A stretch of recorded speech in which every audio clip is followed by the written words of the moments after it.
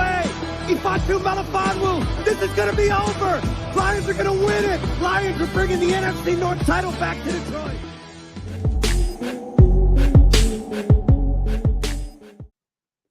All right. Well, hey, good evening, everybody. It is Friday, April 19th, 2024, and we are getting into another Rocked On Detroit Lions Off the Cuff podcast episode. You know it's your ultimate Detroit Lions fan destination. Appreciate you guys all joining me tonight. Of course, this podcast is brought to you by Rocked On Detroit Lions, Rocked On Podcast Network. As you can see on the hat, we had our first custom hat made today. Getting it tested out. I think the next one's going to be the Compton style. I don't know. I'll let you guys decide how we should do it. But you know what time it is, guys. Look, this channel, we're going to bring the heat, the latest news and rumors tonight. We're going to dive into some analytics, some stats, some draft talk, NFL history, you name it. We're going to be getting into it tonight. We also have a special guest with us here tonight. He goes by Chef Talks Lions. Let's give him a warm welcome. Rock down Detroit Lions style. Hey, Chef Talks Lions. How you doing tonight? What's going on, you guys? What up, though?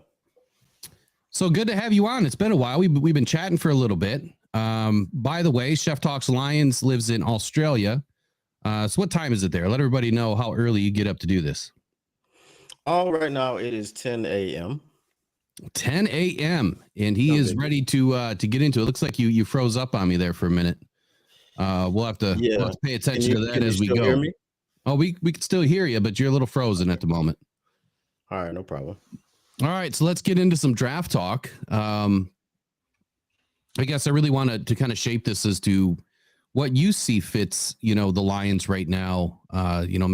Whatever options may present to the Lions during, the draft, any opportunities that the Lions may have to move, up and down, sideways, whatever on the chessboard on draft night, But before we get into that, I want to point out something that was brought up in a chat earlier, and I had to dig into it and find it for myself just to make sure it was accurate. And I found this really interesting. So Dan Campbell, Texas A&M, RAS score 10.0, perfect RAS score.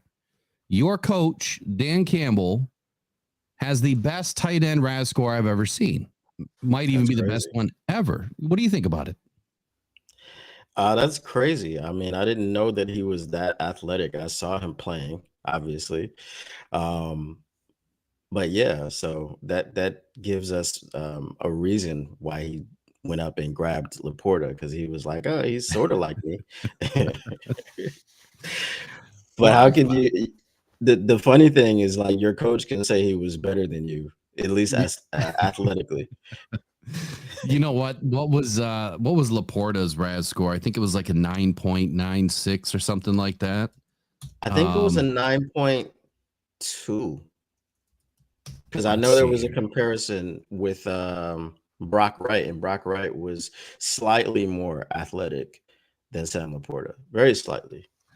So Sam LaPorta's RAS score 9.25. Yep, you hit that one right on the head there. So let's do a little comparison here while we're at it. So we've got elite explosion grade for Dan Campbell. Does it say his hand size? So obviously this has changed quite a bit over the years, but height 6'1.5" weight 263. No, 6'5". I'm sorry, not 6'1.5". It's like Dan Campbell's a big boy. Weight 263. Sam LaPorta is 6'3", 245, and vertical 35 inches, broad just over 10 feet. Where's Dan Campbell at? Vertical 36 inches, so they're separated by an inch. Broad is almost identical. 40-yard dash 4.59 for LaPorta. Ooh, Dan's a little slow. 4.85. Dan's a little slow. Yeah. But I tell you what, man, it's funny that when you look at these things and you get to compare them years later. Look, Dan was not some standout athlete in the NFL. I mean, he was good. Like, he was good, but he was your typical blocking tight end. He made his big plays when he needed to. He was just an all-around good football athlete, where Sam LaPorta is a pass-catching tight end, so they're kind of different. But I found that interesting. So shout out to the Bulge Army for throwing that in the chat today. Making me aware of it, man. It's always good, always fun to talk about Dan Campbell as much as we can. As much as we can. So number one, let's kick it off, man. What are the current strongest and weakest positional groups for you? So I'm trying to relive the podcast from the other night and talking about it. I think it kind of helps us shape, where we go in the draft. So let's start with offense first. There's the depth chart currently. You view as the strongest positional group right now that the Lions potentially don't need to target right away. Okay, now see that's kind of a trick question, because I view the offensive line obviously as the strongest positional group that we have. But then if you look at Frank Ragnow, he's got injury concerns. Obviously, we know he's playing on 9 toes. We don't know when he's going to eventually retire. You look at Taylor Decker. Now, Taylor Decker personally says he's got a lot left in the tank. But, I mean, he had some ups and downs last year. Now, maybe that was caused by the foot injury that he had. I don't know if you heard. He had like a necrotic toe bone or foot bone, and he had to get it removed. So I don't know. Maybe that was, obviously, if you have a dead bone in your foot, it's going to slow you down. So we'll see what he looks like this year. So while it is the strongest, there are questions about the core guys, and you may actually need to address it early. So strongest positional group, offensive line, but you're still thinking that it's a positional group that should be targeted early or often or both? For selfish reasons, I don't want them to target it early. I'm just going to say that. But, there's some people that I want. But if they did target it early, now often I'm not going to say. I'm just going to say if they targeted it early, then I would be fine with it. There are some people that are going in the second, third round that would be good enough. I mean, we found Jonah Jackson in the third round.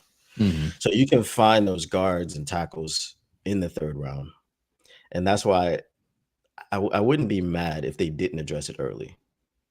Okay. I'm on board with that. Like, depending on what's at 29. So, I mean, again, I'm glad you mentioned the word selfish reasons, because we all, all of us have our guys, the players that we want. And I kind of look at it from two perspectives. This is the guy I want, then this is the guy I think that they're probably going to go with, or the positional group, at least, that they're going to go with first. But I think it depends on what happens. So, if the Lions stick at 29 and Kool-Aid comes off the board at 26, 27, if Darius Robinson somehow sneaks off the board even earlier than that, or at 28, well, then I think the Lions are probably taking an offensive lineman or a receiver, but not to get too far ahead of ourselves. So what would you say our weakest positional group is right now? I'll throw this back on the board here. Okay, now this is another trick question, because depending on what they do, I think right now that our cornerback room is the weakest room. Okay. Now I do like Carlton Davis, what he claims he'll do here, be a shutdown corner. I do think Amik Robertson is a dog. And personally, as an ex-corner who is undersized, I do like the mentality of Amik Robertson. But if they were to complete that line, then I think we'd be okay there. But as far as depth, we do need more depth in the cornerback room, definitely. So more depth in the DB room. You're viewing it as a weak link right now. I guess maybe reframe that for me. So it's the weak link right now, but if they were to leave it alone in the first round, would you be okay with that? If they left it alone and they addressed the edge position so that they could complete the line, I'd be fine with it. So you're wanting them to go potentially go D-line first pick? Yes, please do. All right. Weakest positional group. And this is, well, I guess that was defense. Now you got to give me the offense. What was your weakest positional group on the offense? We have to say wide receiver. We can't really say it because, I mean, we had the best backfield in the NFL last year. So we can't really say running back. If we get on our hot take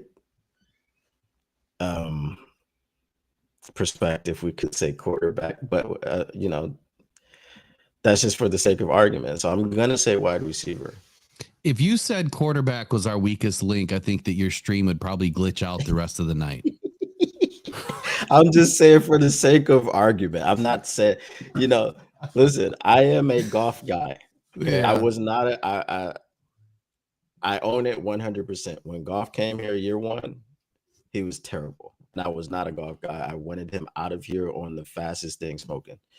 But as he evolved and he developed in Detroit and in this Ben Johnson offense, he's won me over with his play. He's won me over with his leadership. I don't have any problems with Jared Goff. There's no Jared Goff slander here. Does he have some limitations physically? Yes, he does. But he's very intelligent. As I said, he's a bona fide leader of men. So I have no problems with Goff. You're not going to hear any Goff slander from me. You know, let me defend Goff for a little bit here in 21. So, I mean, he came into a team that was completely gutted. More than 85% of the roster was changed in year one, and he was given hand-me-outs. I mean, like, you know, goodwill wide receivers. You know, when you look at where you're shopping, they weren't buying receivers off the rack for Jared Goff. You know, these were, you know, terrible options. And then they were all hurt.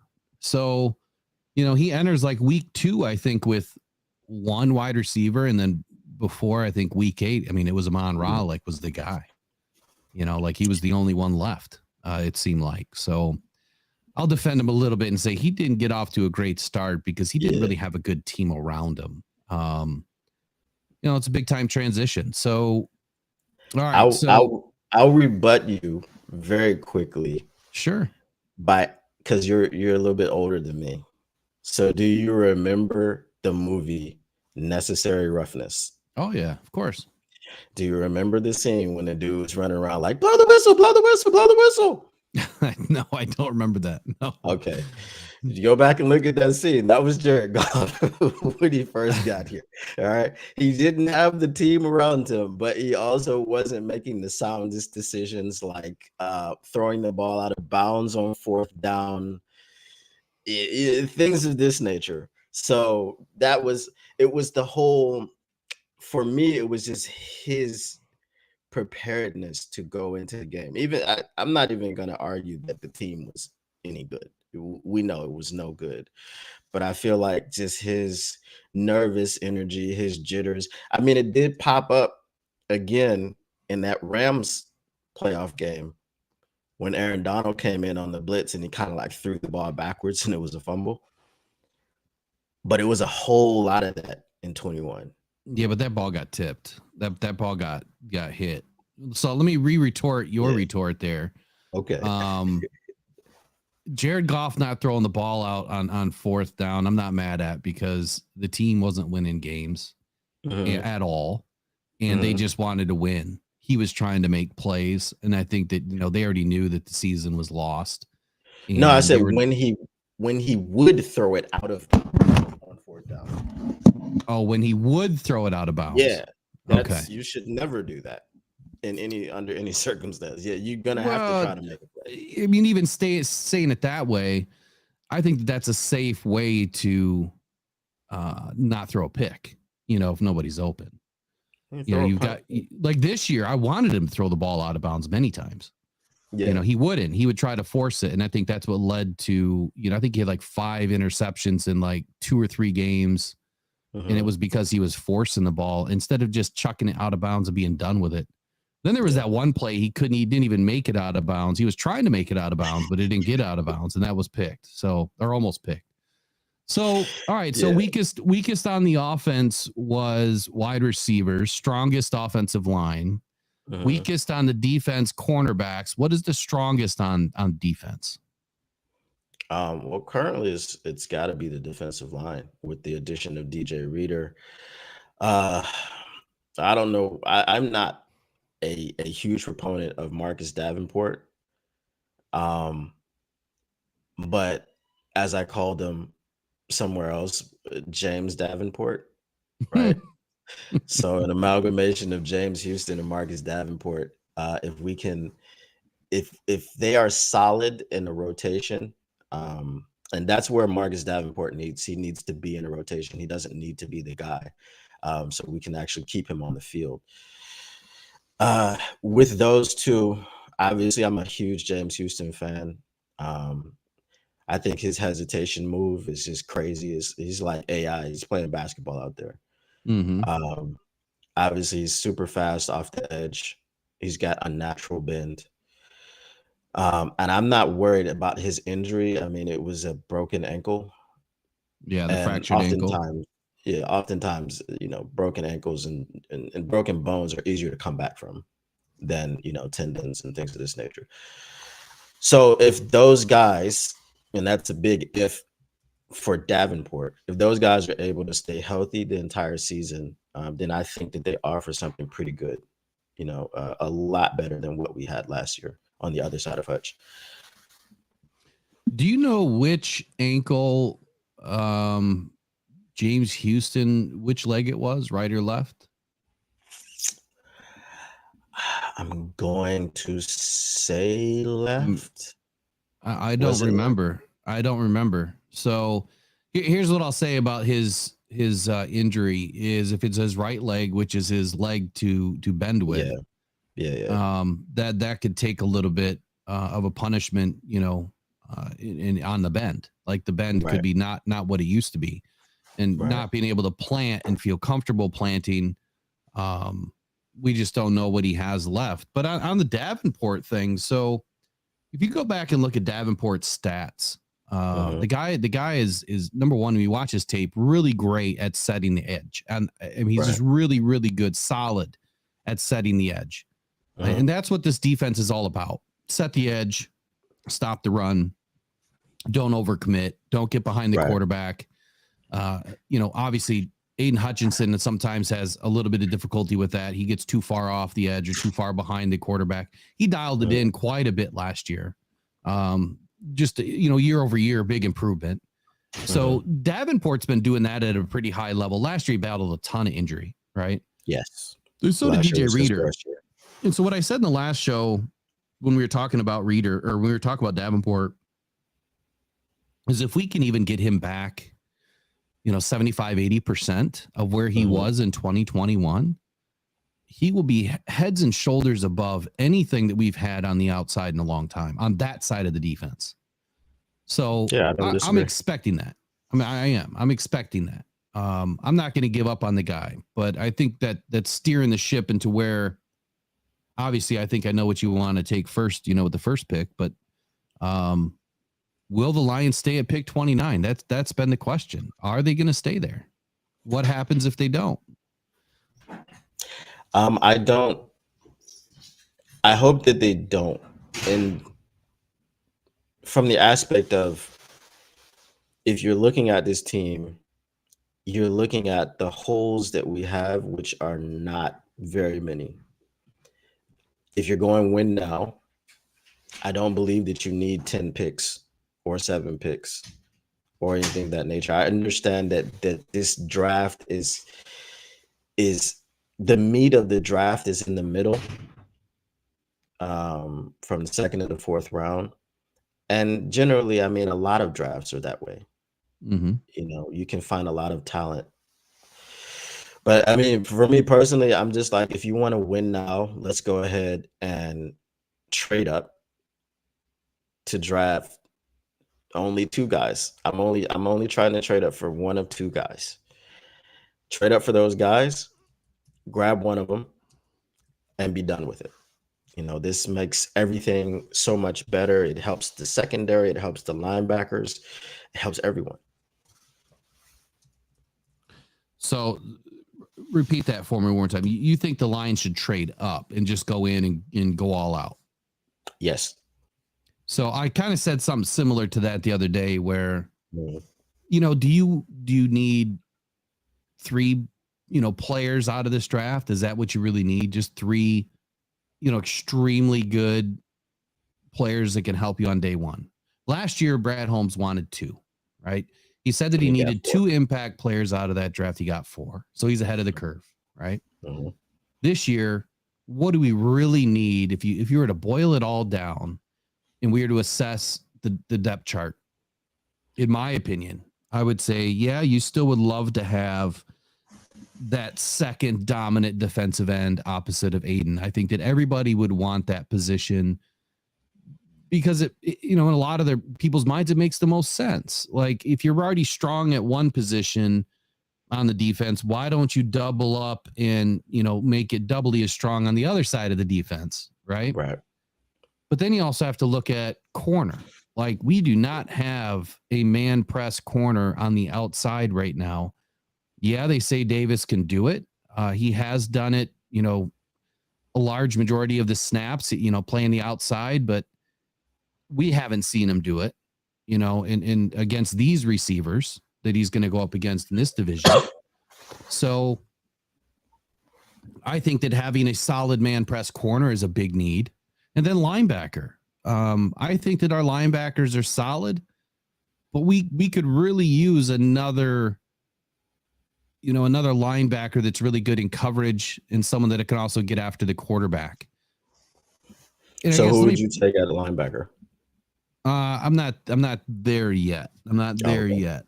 I honestly don't know. Linebacker, I don't like this draft for linebacker. I think if you're going to get a linebacker, you got to get one early. And that's why it's tough for me because I don't want to see him do another Jack Campbell in the first round. Even though I like Jack, I think he's great. I think he's going to be fine. I don't want to see it happen that early in the draft. Maybe late second round, second, third pick. Mm-hmm. Maybe a linebacker is possible. And I think that's where you're going to have to be. So to evaluate the roster, I think that on the defensive side of the ball, you need 3 key positions. You're going to need a right defensive end. You're going to need a left corner that's opposite of Davis.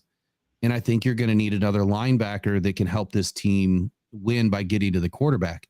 So my next question to you is out of the linebackers, and we'll come back to pick 29. So out of the linebackers, do you see any of them as pure pass rushing style of a linebacker? Pure pass rushing style. James Houston is labeled as a linebacker. So is Dallas Turner. Yeah, technically, there's a big difference. Yeah. So he's technically labeled as a linebacker, but I don't think he's a linebacker. I think that he's a small defensive end. Right. I think that's what he is. Right. I know Edgerrin Cooper is pretty good, but he's really efficient in the pass rush because he was mostly a coverage linebacker. But I think it was something crazy. Like he had 8 sacks on 80 pass rushing snaps. So every 10 times that he rushes the passer, he's going to get a sack. Yeah. That was like James Houston's numbers when in his rookie season. Yeah. So, I guess we could say Edgerrin Cooper. But on the Lions, do you see anybody on the Lions that is a pure on the pass Lions? Yes, on the Lions roster. No. Yep. No. So you would agree that we don't have a pass rusher, in the linebacker room right now, and I feel like that is a need. So now let's come back to pick 29.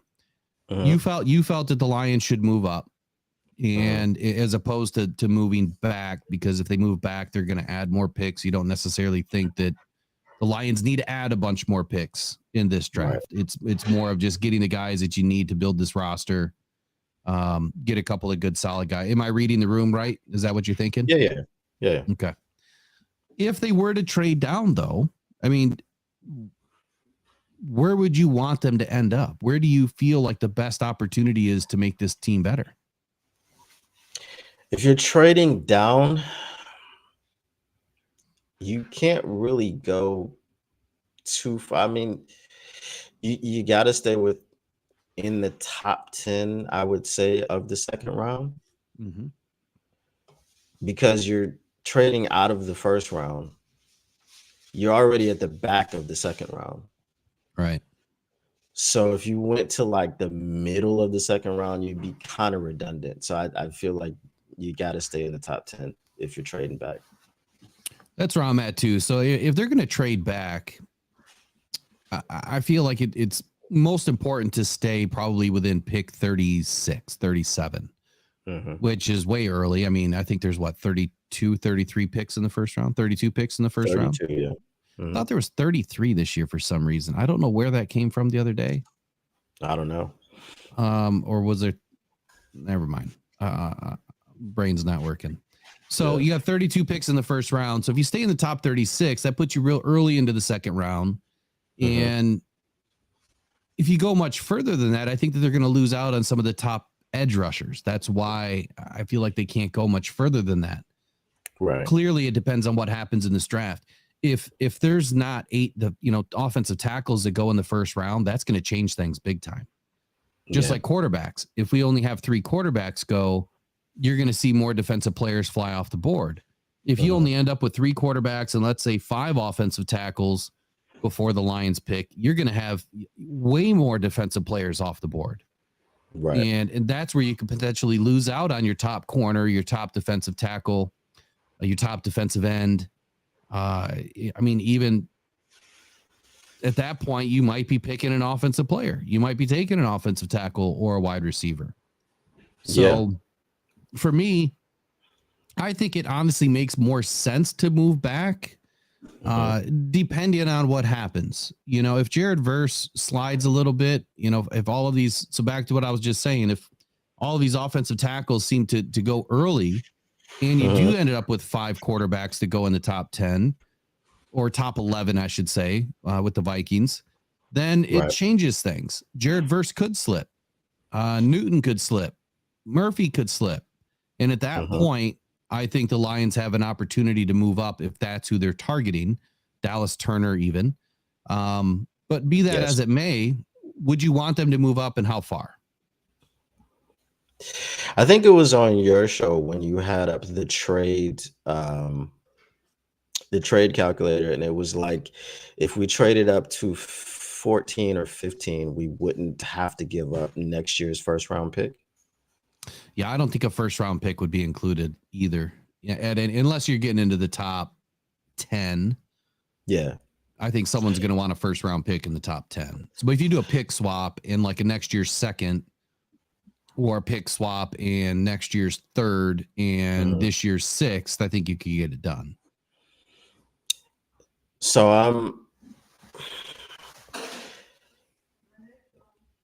I'm looking at 12, but then again, as you said, it depends on what is the run. Are they having a run on quarterbacks? Are they having a run on offensive tackles?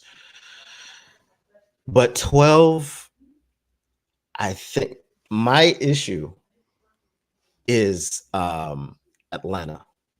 I don't know if Dallas Turner would get past Atlanta.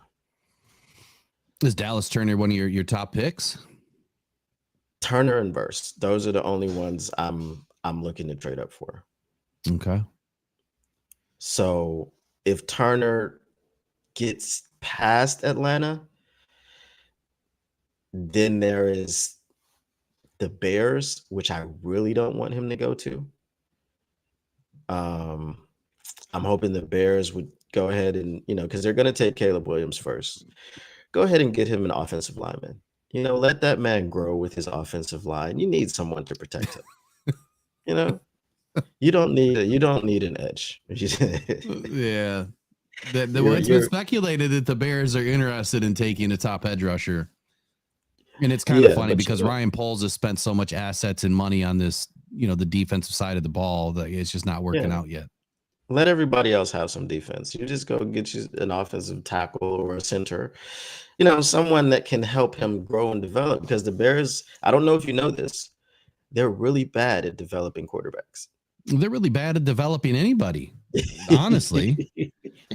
And they're not helping themselves by grabbing this mosh mesh, whatever you want to call it, this dirty pond water of all of these different types of athletes and attitudes and personas, and that they just don't gel. You know what I mean? It's not a team that is built, in my opinion, not because I dislike the Bears, but to look at it professionally, it does not make sense with what he's doing.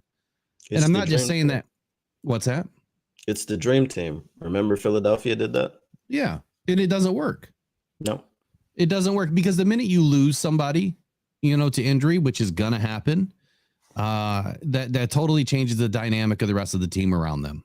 And sometimes it's far too great to make up that loss, as opposed to having that camaraderie and that, what we call the grit, and everything else on this team, that the Lions have developed this culture that it's next man up, and they're going to go earn it. They're, that's what they're doing all off season long.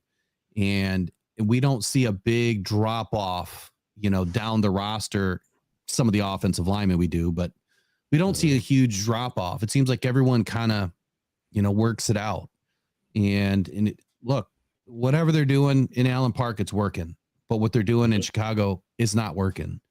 So to your point, yeah, I hope that they grab an offensive lineman for Caleb Williams. I think that would be the smartest move for them, because not just because I want a defensive player to fall, but honestly, I think that I've pegged their second pick to either be a receiver or an offensive lineman.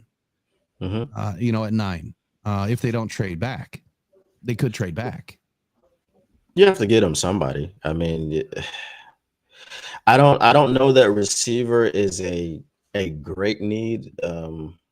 But then again, you don't know what Keenan Allen is going to give you. Keenan Allen is a guy that misses a lot of games due to injury.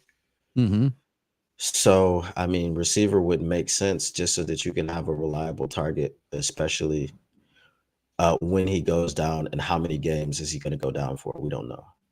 Right.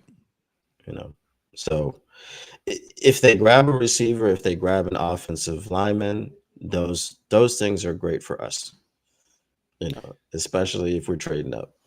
All right. So let me pin you down on this. So Lions are trading up. Walk me through it. You want the Lions to move up from 29. Let's just say 4 quarterbacks go in the top 10. Jared Verse is there at 15. Turner's there at 15. Terry and Arnold's there at 15.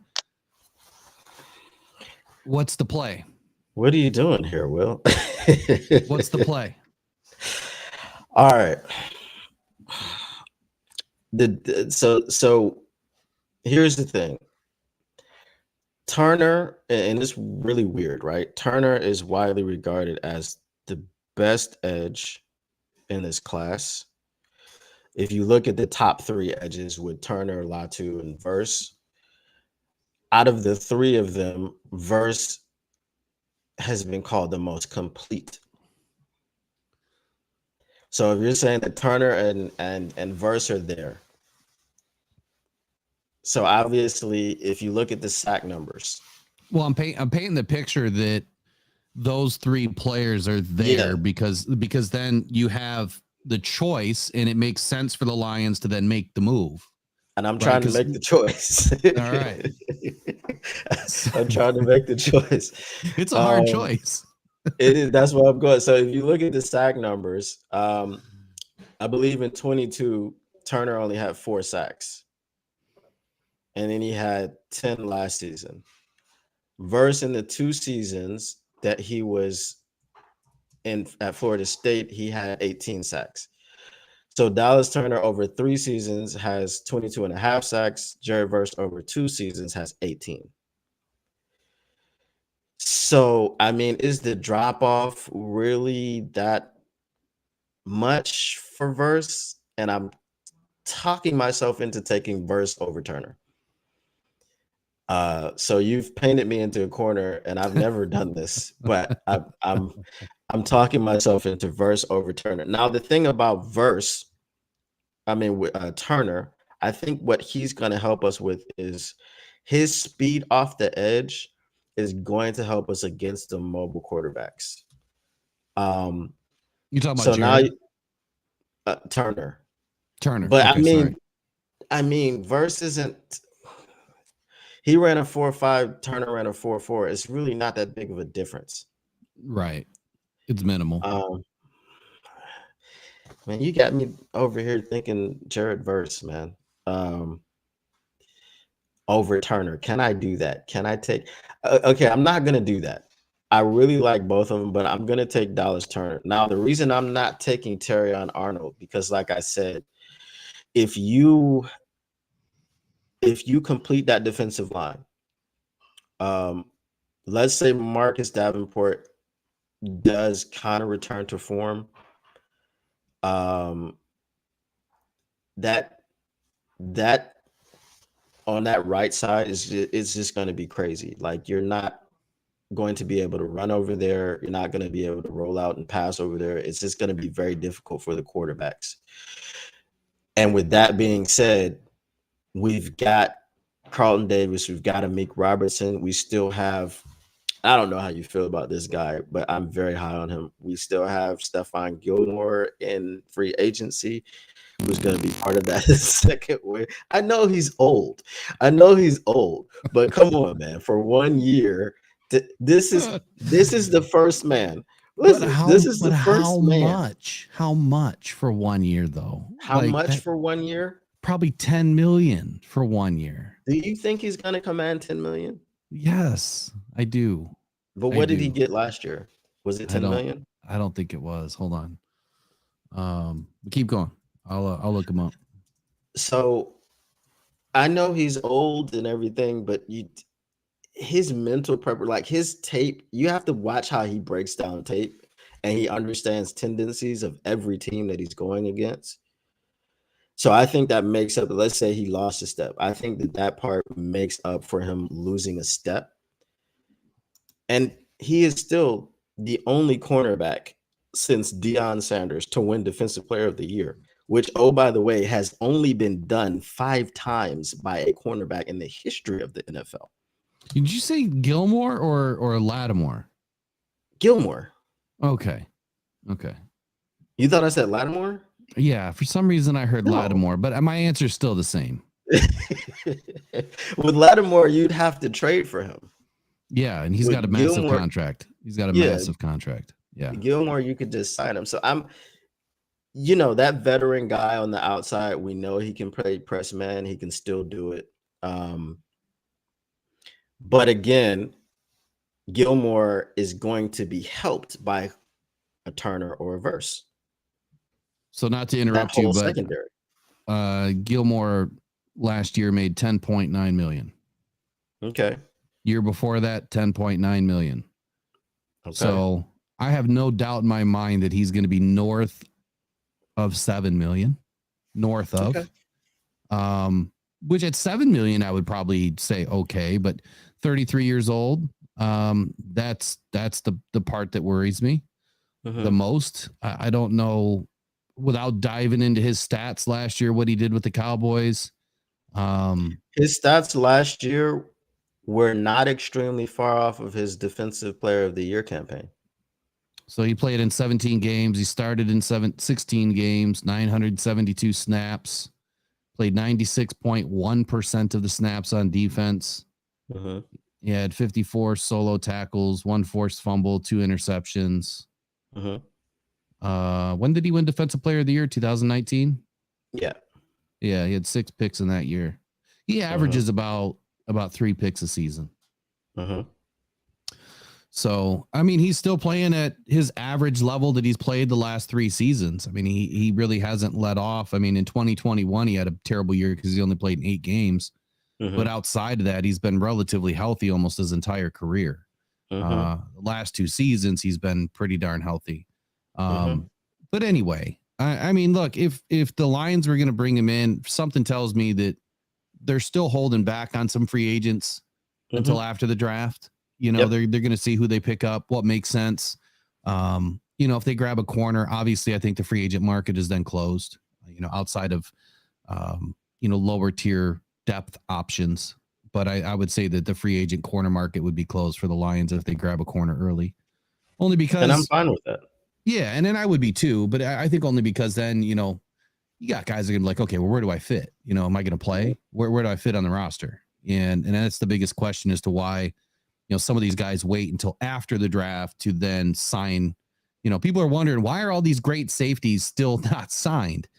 Right. And it's because they're waiting. You know, it'll after the draft, they'll get it figured out. But not to get too far off on a tangent. So if you're at pick 15 and you had all three of them available, you said Turner. Yeah, I'm going to take Turner. So, but you got me second guessing Verse now. Well, here's why you should second guess Verse. In my opinion, the guy is extremely consistent. Last 2 seasons at Florida State, both seasons he had 9 sacks apiece. The thing that here's how I view Turner. I view Turner as a very high ceiling prospect. He's someone that has not shown us everything. He's young. When I look at Verse, I see someone that's already like, and I don't mean this in a bad way, aged, right? So if you take a block of cheese, right, and you've got to age it for 20 years or whatever, I don't know how long they age Parmesan for, but I think it's 20 years. Okay. So let's just say, you know, a good block of cheese, you got to age it for 20 years. I think the Verse is already in year 10. Whereas Turner's probably, he's probably in like year 5. And the reason why I say that is because I feel like Verse has more complete skill set than compared to other players. Vicious hands, extremely good hands, sheds blocks with ease. But I feel like his ceiling's a little bit shorter, right? We're already seeing what he can do, and he's going to give it, you know, in year 1, he's probably going to be the best overall defensive end if he stays healthy for a rookie class. And it'll probably be great for the first couple of seasons. And then, you know, the guys that were behind him, you know, in you know, developing their craft are going to start to catch up, like Turner. I love Turner. And people on this channel know that I put together this whole spreadsheet, this whole scoring system, and Turner was my top rated defensive end. There was a couple other like lowly, you know, 7th rounders that graded really high. Like, I mean, even Marshawn Nealand and Darius Robinson graded out really high, but they had some not so elite areas too. So for me, look, if the Lions are going to move up that far, and I think the way that Brad Holmes has been talking about some of these corners, I think he's taking a corner if he moves up. I really do. I really do. At least I'm going to tell you that now. Now, next Wednesday in the pre-draft party that starts at 6 p.m., that's where you're going to get my real story. Remember, I'm just giving you guys a bunch of BS right now because I got to keep some stuff hidden, or then maybe I'm not. Maybe I'm not giving you BS. You'll find out on Wednesday. But I do like Verse. I really like Verse. I think he's an instant asset to this defense.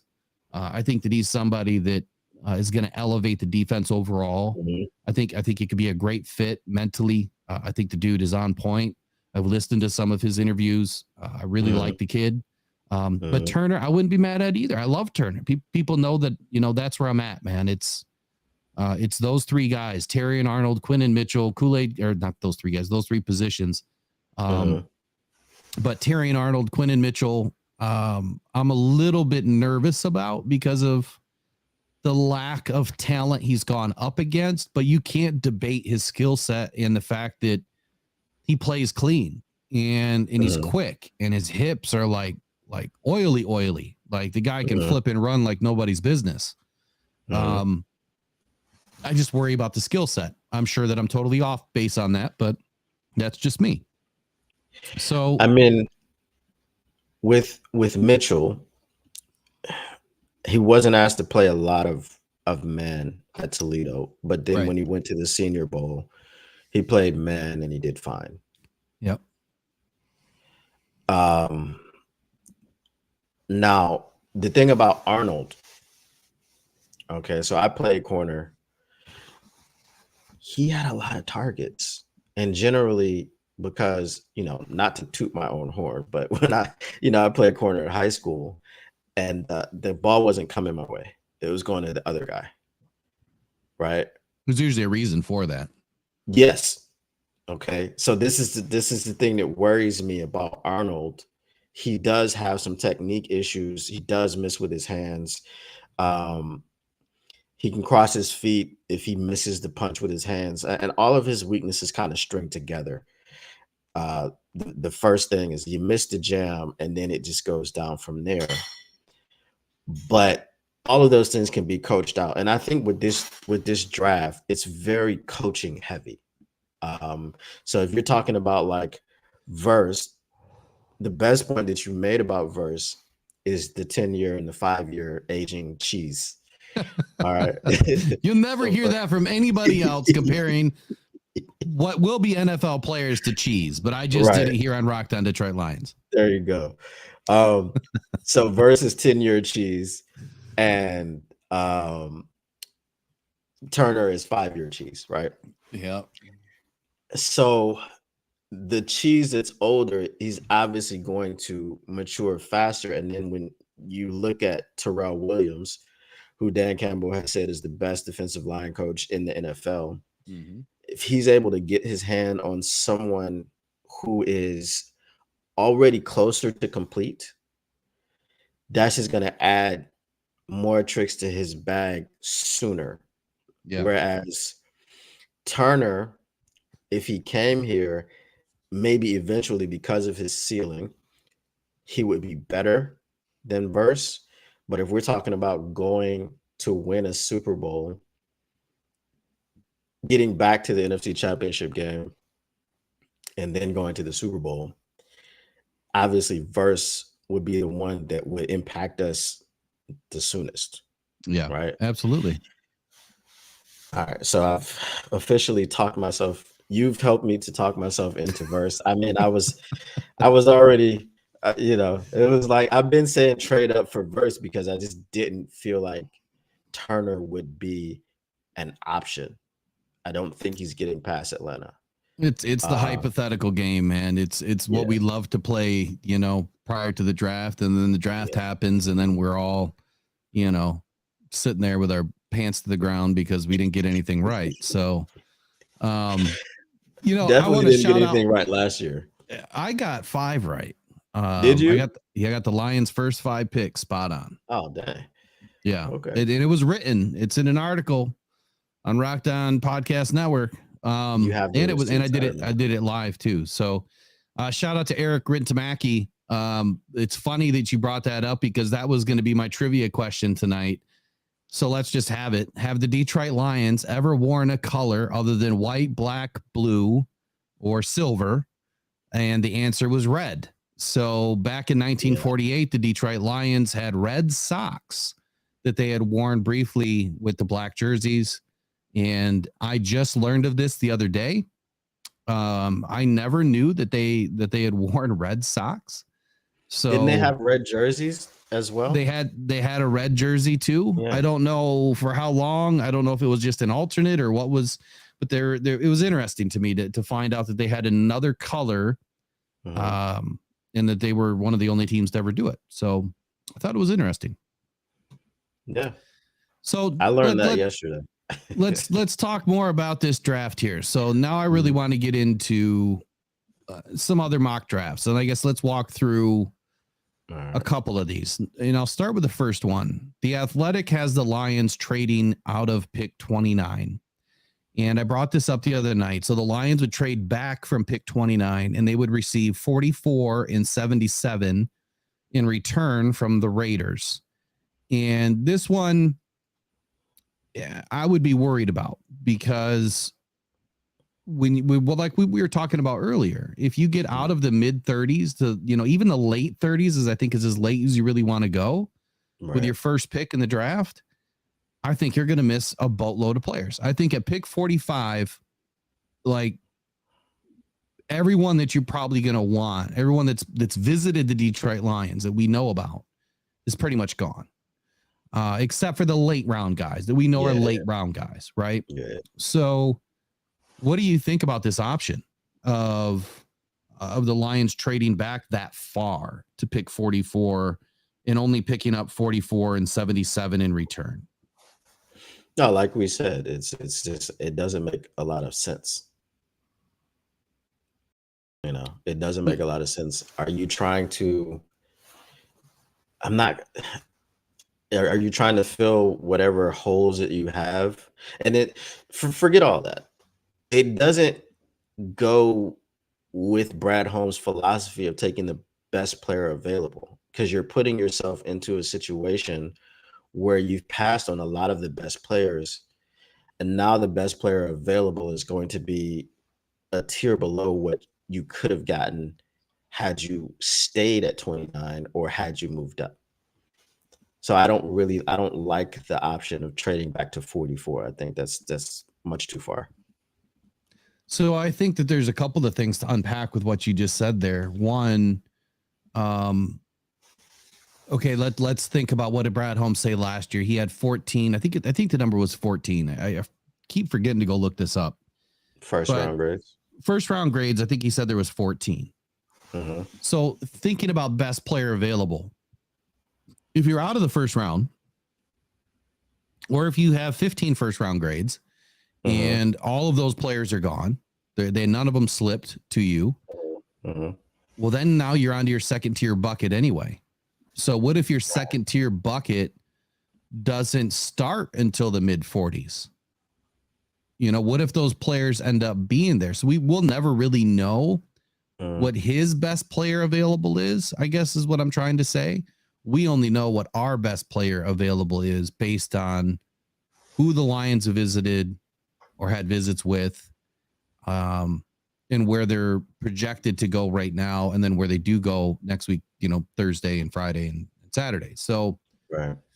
It's a weird one for me that I agree. I don't see Brad Holmes doing it. I don't see him trading that far back. And if he did, I think he's going to trade right back up.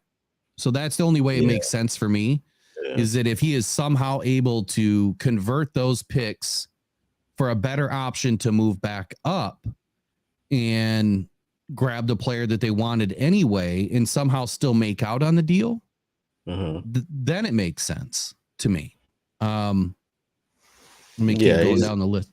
He's going to do something that, that position is just, it's not Brad Holmesian, Yeah. So then they have us picking at 44, Zach Frazier, which there goes your offensive lineman with your first overall pick in the draft, or your first pick in the draft. And below him or above him, you have Xavier Worthy, Ricky Pearsall, Jaden Hicks, Troy Franklin, Cooper Beebe, the linebacker, Junior Colson from University of Michigan, Roman Wilson, wide receiver, University of Michigan, Peyton Wilson, linebacker, Jatavion Sanders, tight end, Christian Haynes, who I like, guard, UConn, Edrin Cooper, excuse me, and then Rook Aurora. So before I go too far, what do you think of Rook Aurora? And while you answer that, I got to turn my fan down because I'm starting to freeze. All right. Rook seems to be an interesting prospect. I mean, he's big. I'm not really sure about his stats from last season. I know he's from the area. He's a local guy. So I definitely I don't know if you draft him when you have Davenport. I don't know. I don't know if you make that pick. Now, if you're making it in the second round and you've already picked someone else, then I'm fine with that. But if that would be, for example, they trade back and then that's your first pick, I wouldn't like it. To answer your question, Adam, I just opened up an Alani cherry slush energy drink. Before that, I was drinking a Coke. I know I'm loading up on sugar with the first one. This is no sugar. I believe. Try to stay away from the sugar. So, look, I like Rook. He's a tweener. He's inside, outside. He can play inside the tackle and outside the tackle. Right. If you can pick him up as your second pick, which right here at pick 61, they had us taking Braden Fisk. I don't think Braden Fisk slides all the way to 61. I mean, he went from a first round, draft or a first round grade to now somewhere late in the second. I don't see that happening. But I love Rook. Let me move on to another mock draft here. So I picked 29 Lions. Go ahead. No, my question. Yeah, like as I said, him as the second pick, I would be fine. But if you're trading out of the first round and then you're just getting him, I don't really like that. But my question, and I've always wondered this, because I'm not a big mock drafter, is what is the new information that we've gotten since the combine that takes Braden Fisk from when last we saw him, he was doing the Kool-Aid, oh yeah, right? To now, he was supposed to be now going in the first round, possibly there, to now he's going in the second round. Like, what is the new information that we got about him? It was the combine. It was the combine. So his combine athleticism off the charts. Yeah, that moved him up. Well, no. Well, yes and no. I think that everyone already had Braden Fisk projected to be in a first round. And then his athleticism was insane, but it's his height and it's his arms. And that's what moved him down. That's what's moving him down right now. Okay. And there's got to be other information out there that we don't have. Right. There's this list that I'm trying to digest that is hundreds and if not thousands of pages long, called The Beast. Yeah, I have that. And it's way too long, but I'm trying to get through it. There's a lot of great information in there. Matter of fact, let me pull that up real quick because let's see what he says about Braden Fisk. All right.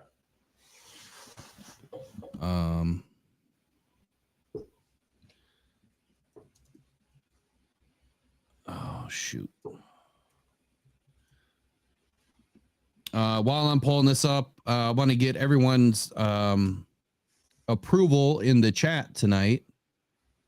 New logo that I put together today. So this was just the first mock, but there's going to be my new logo that I'm going to put on the back of it for Rocked On Podcast Network.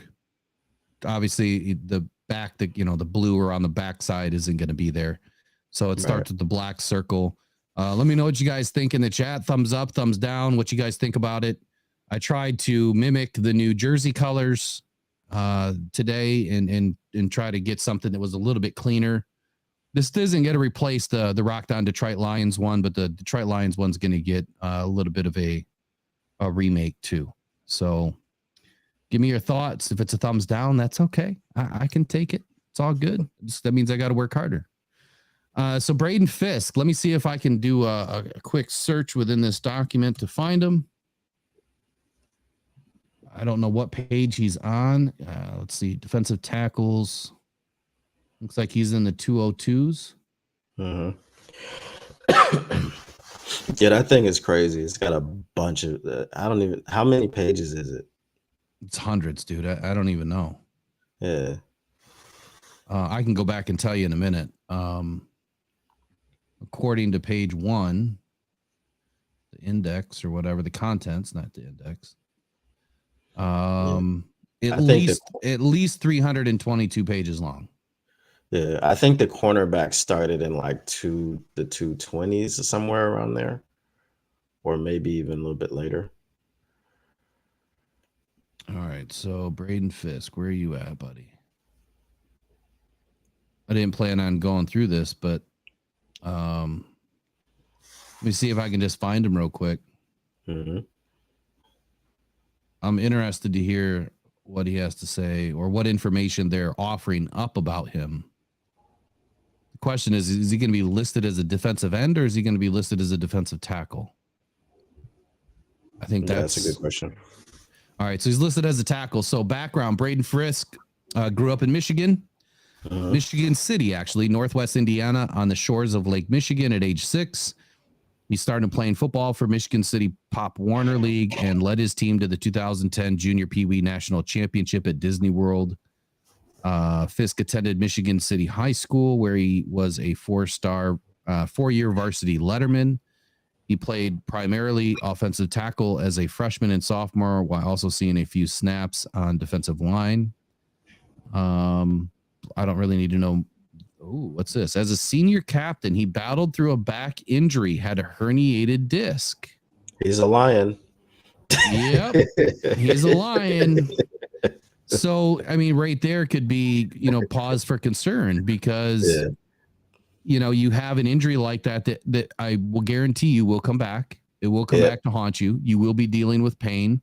Doesn't mean he won't land on a team. It just means that, now people are probably a little bit more cautious. So when you speak to the new information, there you go. That's the information that we didn't have until, this. I mean, this breakdown of all of these players is insane. But here's the summary. 1-year starter at Florida State, lined up over the B gap, which is what the Lions need. We need a B gap guy. He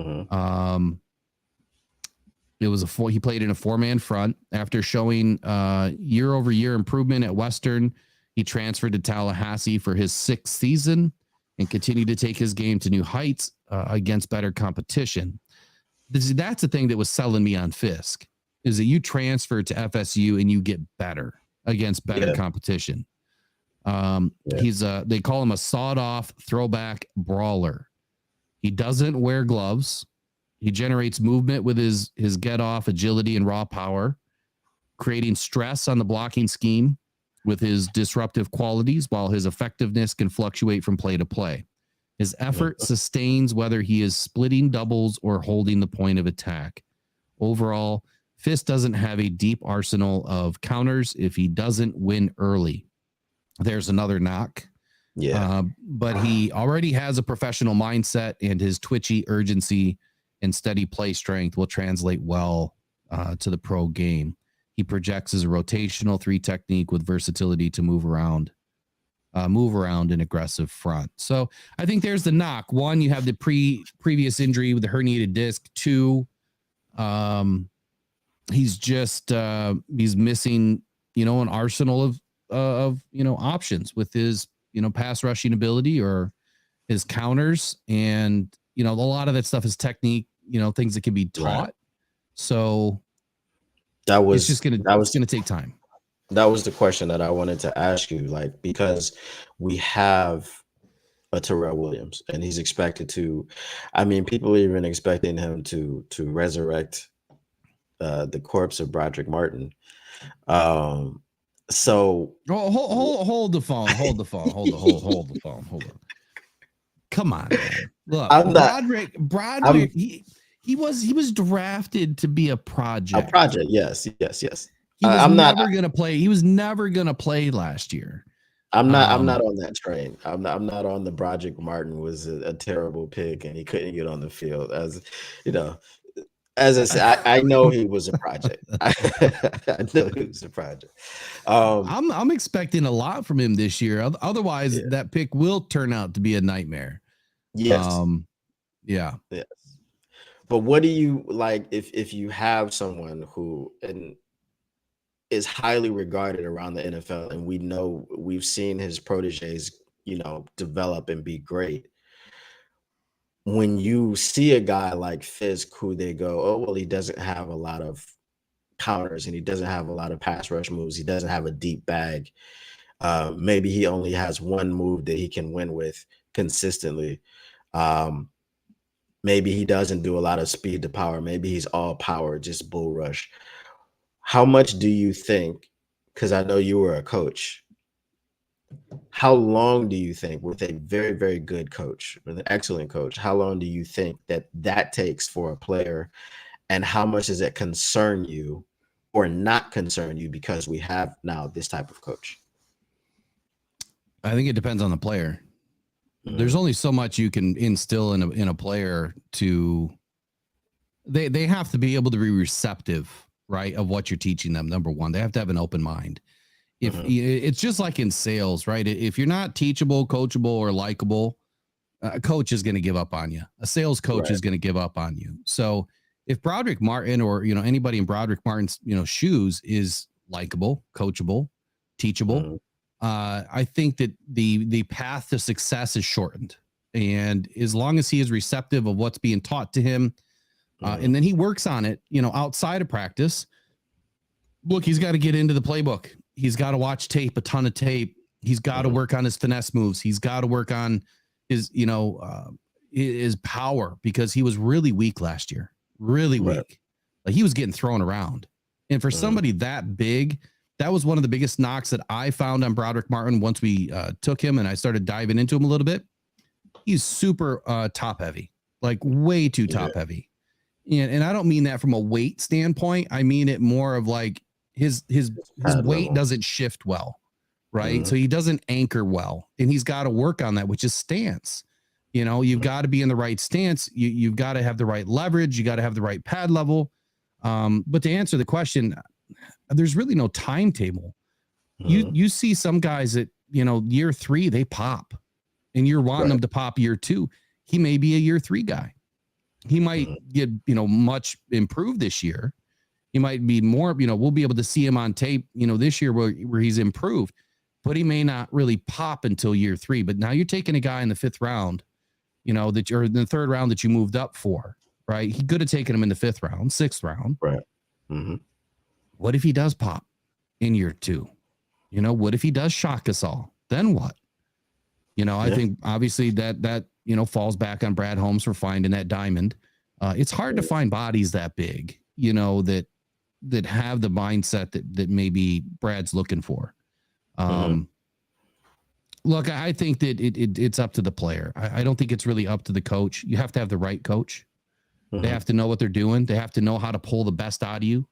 But it's up to the player to be receptive. So that curvature, right, to his, end goal, which is being the best he can be at the NFL level, is up to him.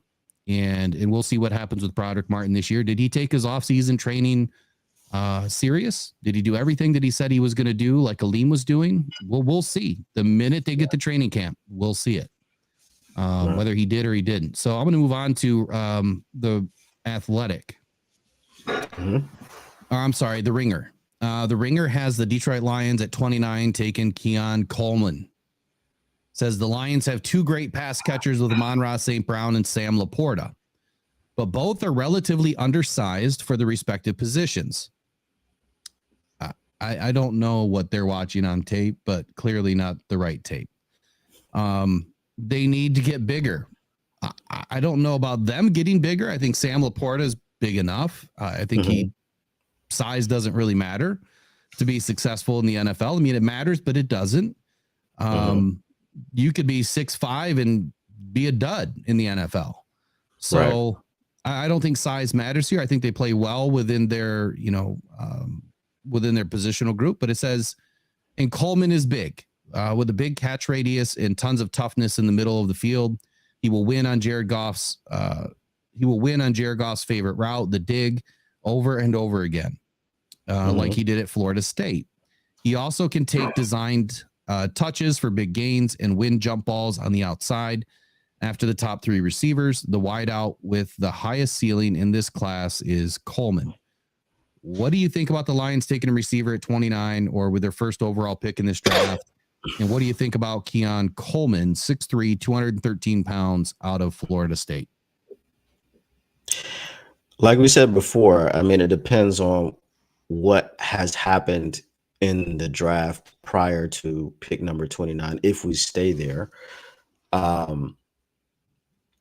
The thing that I'll say about Keon Coleman is that apparently when they did the drills at the combine, he was the one that was fastest with the ball in his hands. So while his 40 time wasn't great, he obviously plays faster than his 40 time. And then he's a big body receiver that could be good in the red zone. I think DPJ is also 6'3", isn't he? Or 6'2"? I think he's 6'2". See, I thought he was 6'3", 6'4". Yeah. But yeah, he's 6'2" as well. Okay. So Coleman's obviously bigger. I think that we need that 6'3", 6'4" guy personally. Yeah, I wouldn't be mad at it. Again, depending on what else is there. You know what I mean? If we talked about Verse slipping and then he's in the range where we can trade up and it doesn't take too much, we got to trade up and get him. I'm not taking anybody else. You're not taking anybody else other than Verse? If we're trading up, because again, like I said, I don't think Turner's going to be there. But if we're trading up and we can get Verse in that range, I would rather trade up and get that. Because I think offensively we lost Josh Reynolds as a receiver. Right. And statistically, DPJ has done more than Josh Reynolds in his NFL career in a single season. I think he had like close to 1,000 yards when he was with Cleveland. So we know that Goff and DPJ are currently working on their chemistry. He's spoken about DPJ, saying that it was tough for him to kind of come in and get acclimated when you get someone at the deadline. So if we were to take Coleman, it would be fine, again, depending on what happened before. So I'm not yeah, let me answer Steve K's question in here real quick. And then it's after 9 already, so I'm already a little bit late on opening up phone lines and that. But so Steve K, why do we need a 6'3", 6'4" receiver? I mean, I guess the height isn't an extreme need. When I look at the receivers that fit the mold of being a boundary guy, an X receiver, the taller, wider wingspan, someone that can go up and get the ball, be a red zone threat.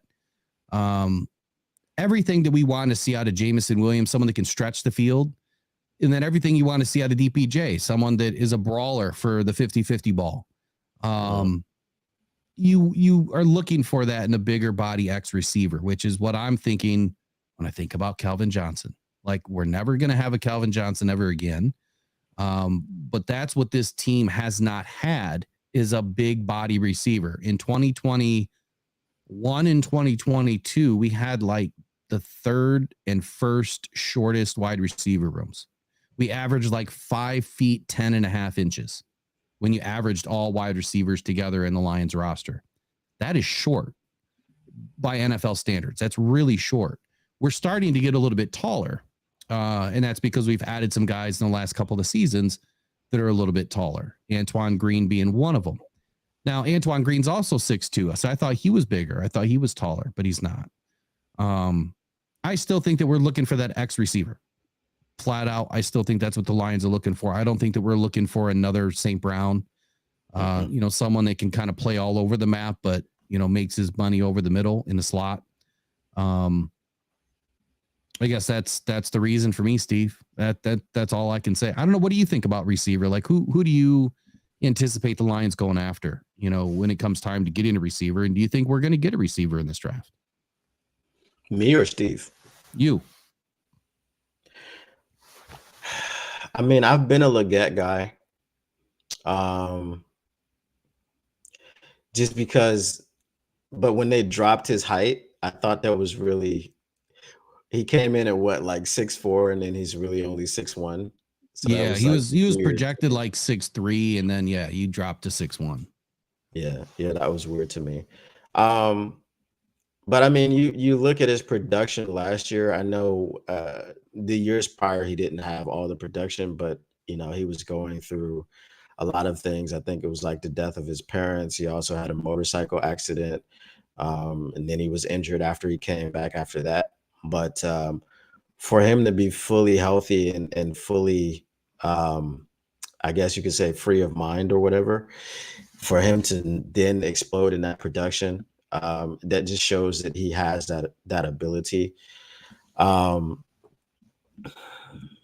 if you're looking at a Brian Thomas Jr., I don't know that he's a person that we could get at our position. Would we trade up for him?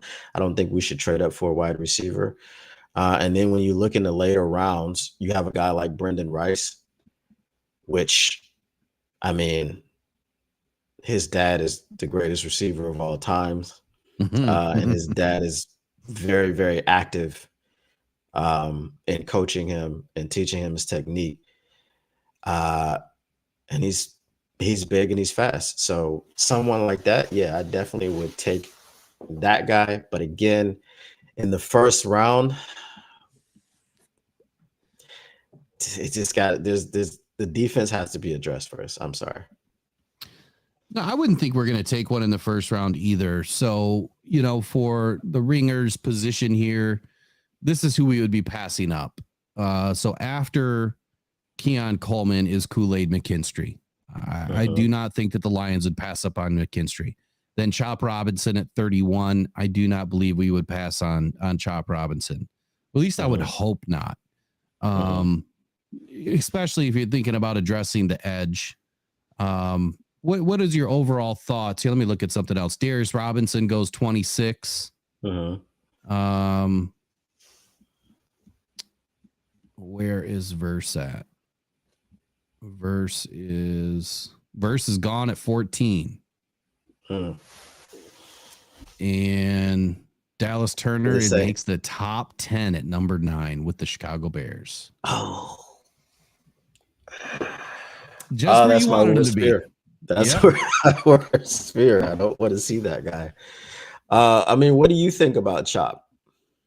I like him. When I did a breakdown video of him, I think that he's missing some things, but I also believe that he has too much speed, too much quickness, which is obviously different than speed, and good power off the edge. I think that he can beat a lot of these tackles. I just need to see consistency. I need to see him stay consistent, being able to set the edge. He sometimes he's almost like a rabbit, man. He gets going in one direction and then he starts going in another direction and he gets out of the play. I want to see him stay consistent with where he knows he needs to be and sticks with the play. Too much of this, doing things on his own and not sticking to the play plan.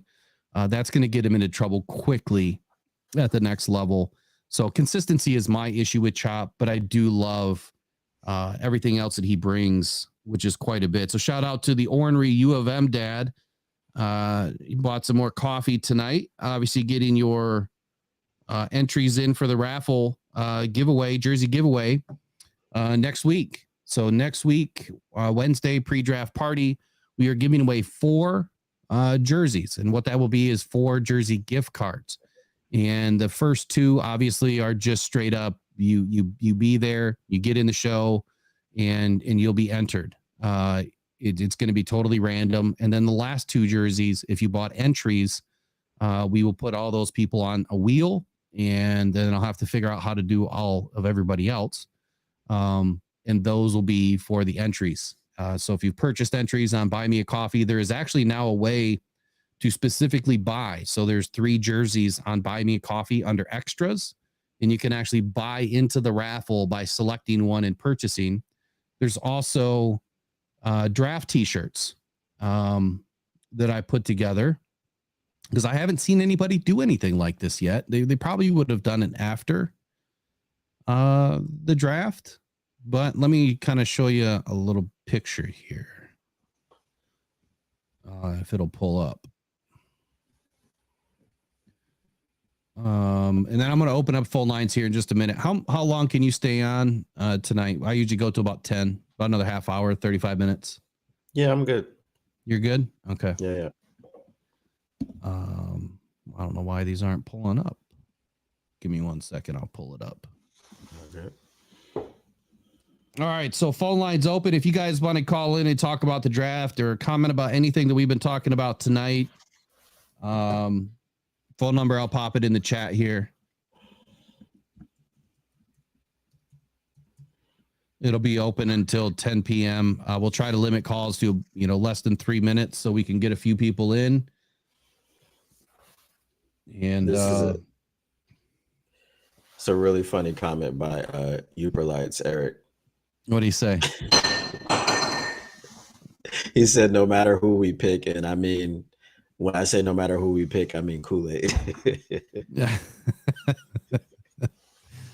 Yeah, he's high on the corners, man. He wants to have that jersey that says Kool-Aid on it. Yeah. I think that's what it's all about. Isn't that right, Eric? You just want the jersey. You don't care about the player. You just want the jersey. That's all right. Let me see if I can pull this up. I don't know why it's not showing up. So I'll ask you a question while you're pulling that up. Yeah, go shoot. The thing you said about Chop Robinson, kind of freelancing and doing his own thing. Yeah. That sounds like another Big Ten edge who the Lions had no interest in taking when they could have taken him twice.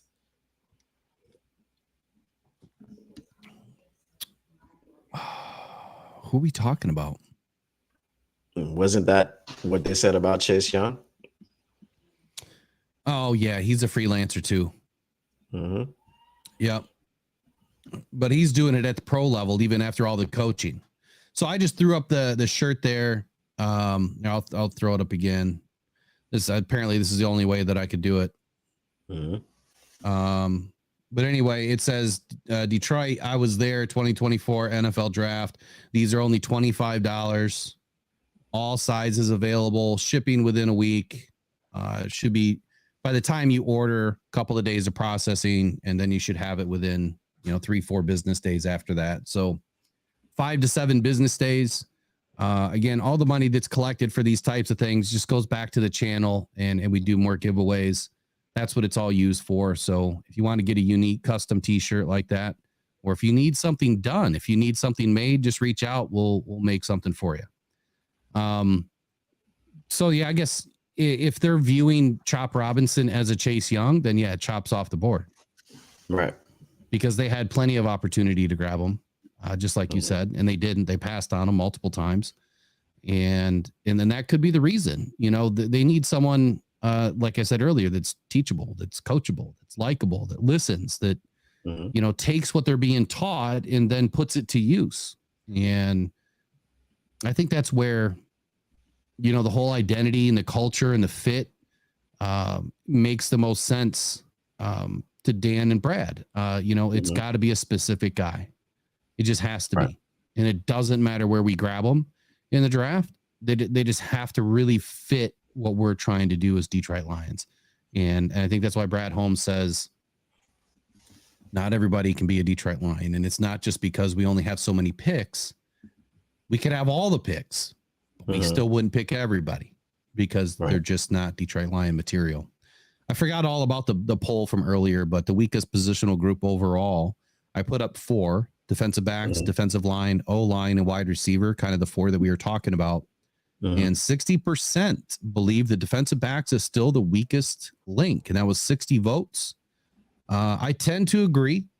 I think that offensive line is not a weakness. I do believe it is weak when it comes to our backups, our depth. Yeah. And that's the concern that I have. I think it's kind of the concern that you have too, that we don't have much depth behind these guys that are aging, that are struggling with some injuries. Maybe they'll be better this year because those injuries are getting cleaned up. But how much longer do they have, and until they just can't do it anymore? I don't know how much longer Frank Ragnow is really going to be able to battle through that foot. That foot bothers him every year, and it's always going to the rest of his life. So next up, Walter Football. Walter Football has the Detroit Lions at 29, taking Kool-Aid McKinstry. So we've had Kool-Aid McKinstry, Keon McCollman, and a trade back. So far, no edge. What do you think about Kool-Aid? Kool-Aid at 29 to me is it's a fine pick. Like we talked about earlier when we said Terrion Arnold was getting the bulk of the targets, there was something that the other team was seeing that they didn't want to throw at Kool-Aid. You know what I mean? So there is the issue of the Jones fracture that he's healing up from. And obviously that scares some people away. I think that's one of the things that pushed him down the draft board. Because going into the year, he was considered maybe even like possibly the top corner in the draft. So if we were able to get him at 29, staying put, not giving up any assets, I would be fine with Kool-Aid. So I'd say I didn't watch enough Alabama football to know, and I guess I should have picked up on this by watching his tape, both him and Arnold. Who played the left side and who played the right side? I think Kool-Aid played the right side. Yeah, I think. And they were throwing more Arnold, which would make, I guess, more sense, because the quarterback, a right-handed quarterback, that's true as well, is not going to want to throw across his body as often.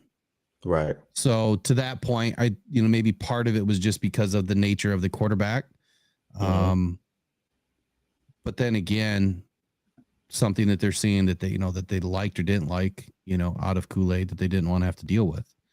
Yeah. All right. So lastly here, and phone lines open. If anybody wants to call, we'll leave it open till 10 o'clock.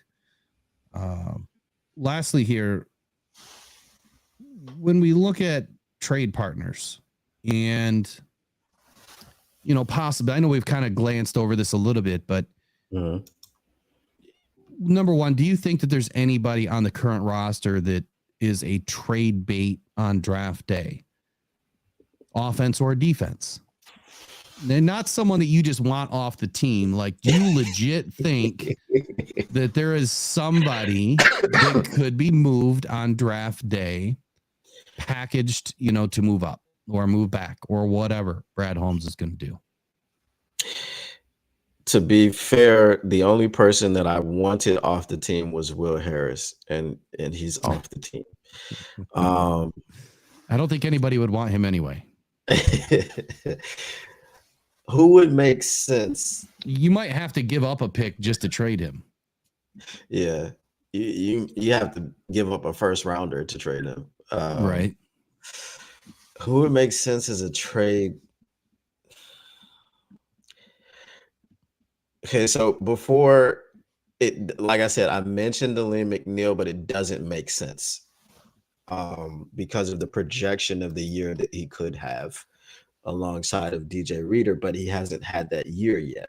So, and the reason that I would say that for people in the chat, like, don't kill me, I love Aleem McNeil, but the thought is that because he's next to DJ Reader, that he may price himself out of coming back, like Christian Wilkins did. Like, he's going to get one of those type of deals if he has a double-digit sack season. So, but because he hasn't had that season yet, he hasn't had that production, that doesn't make any sense to trade Aleem McNeil.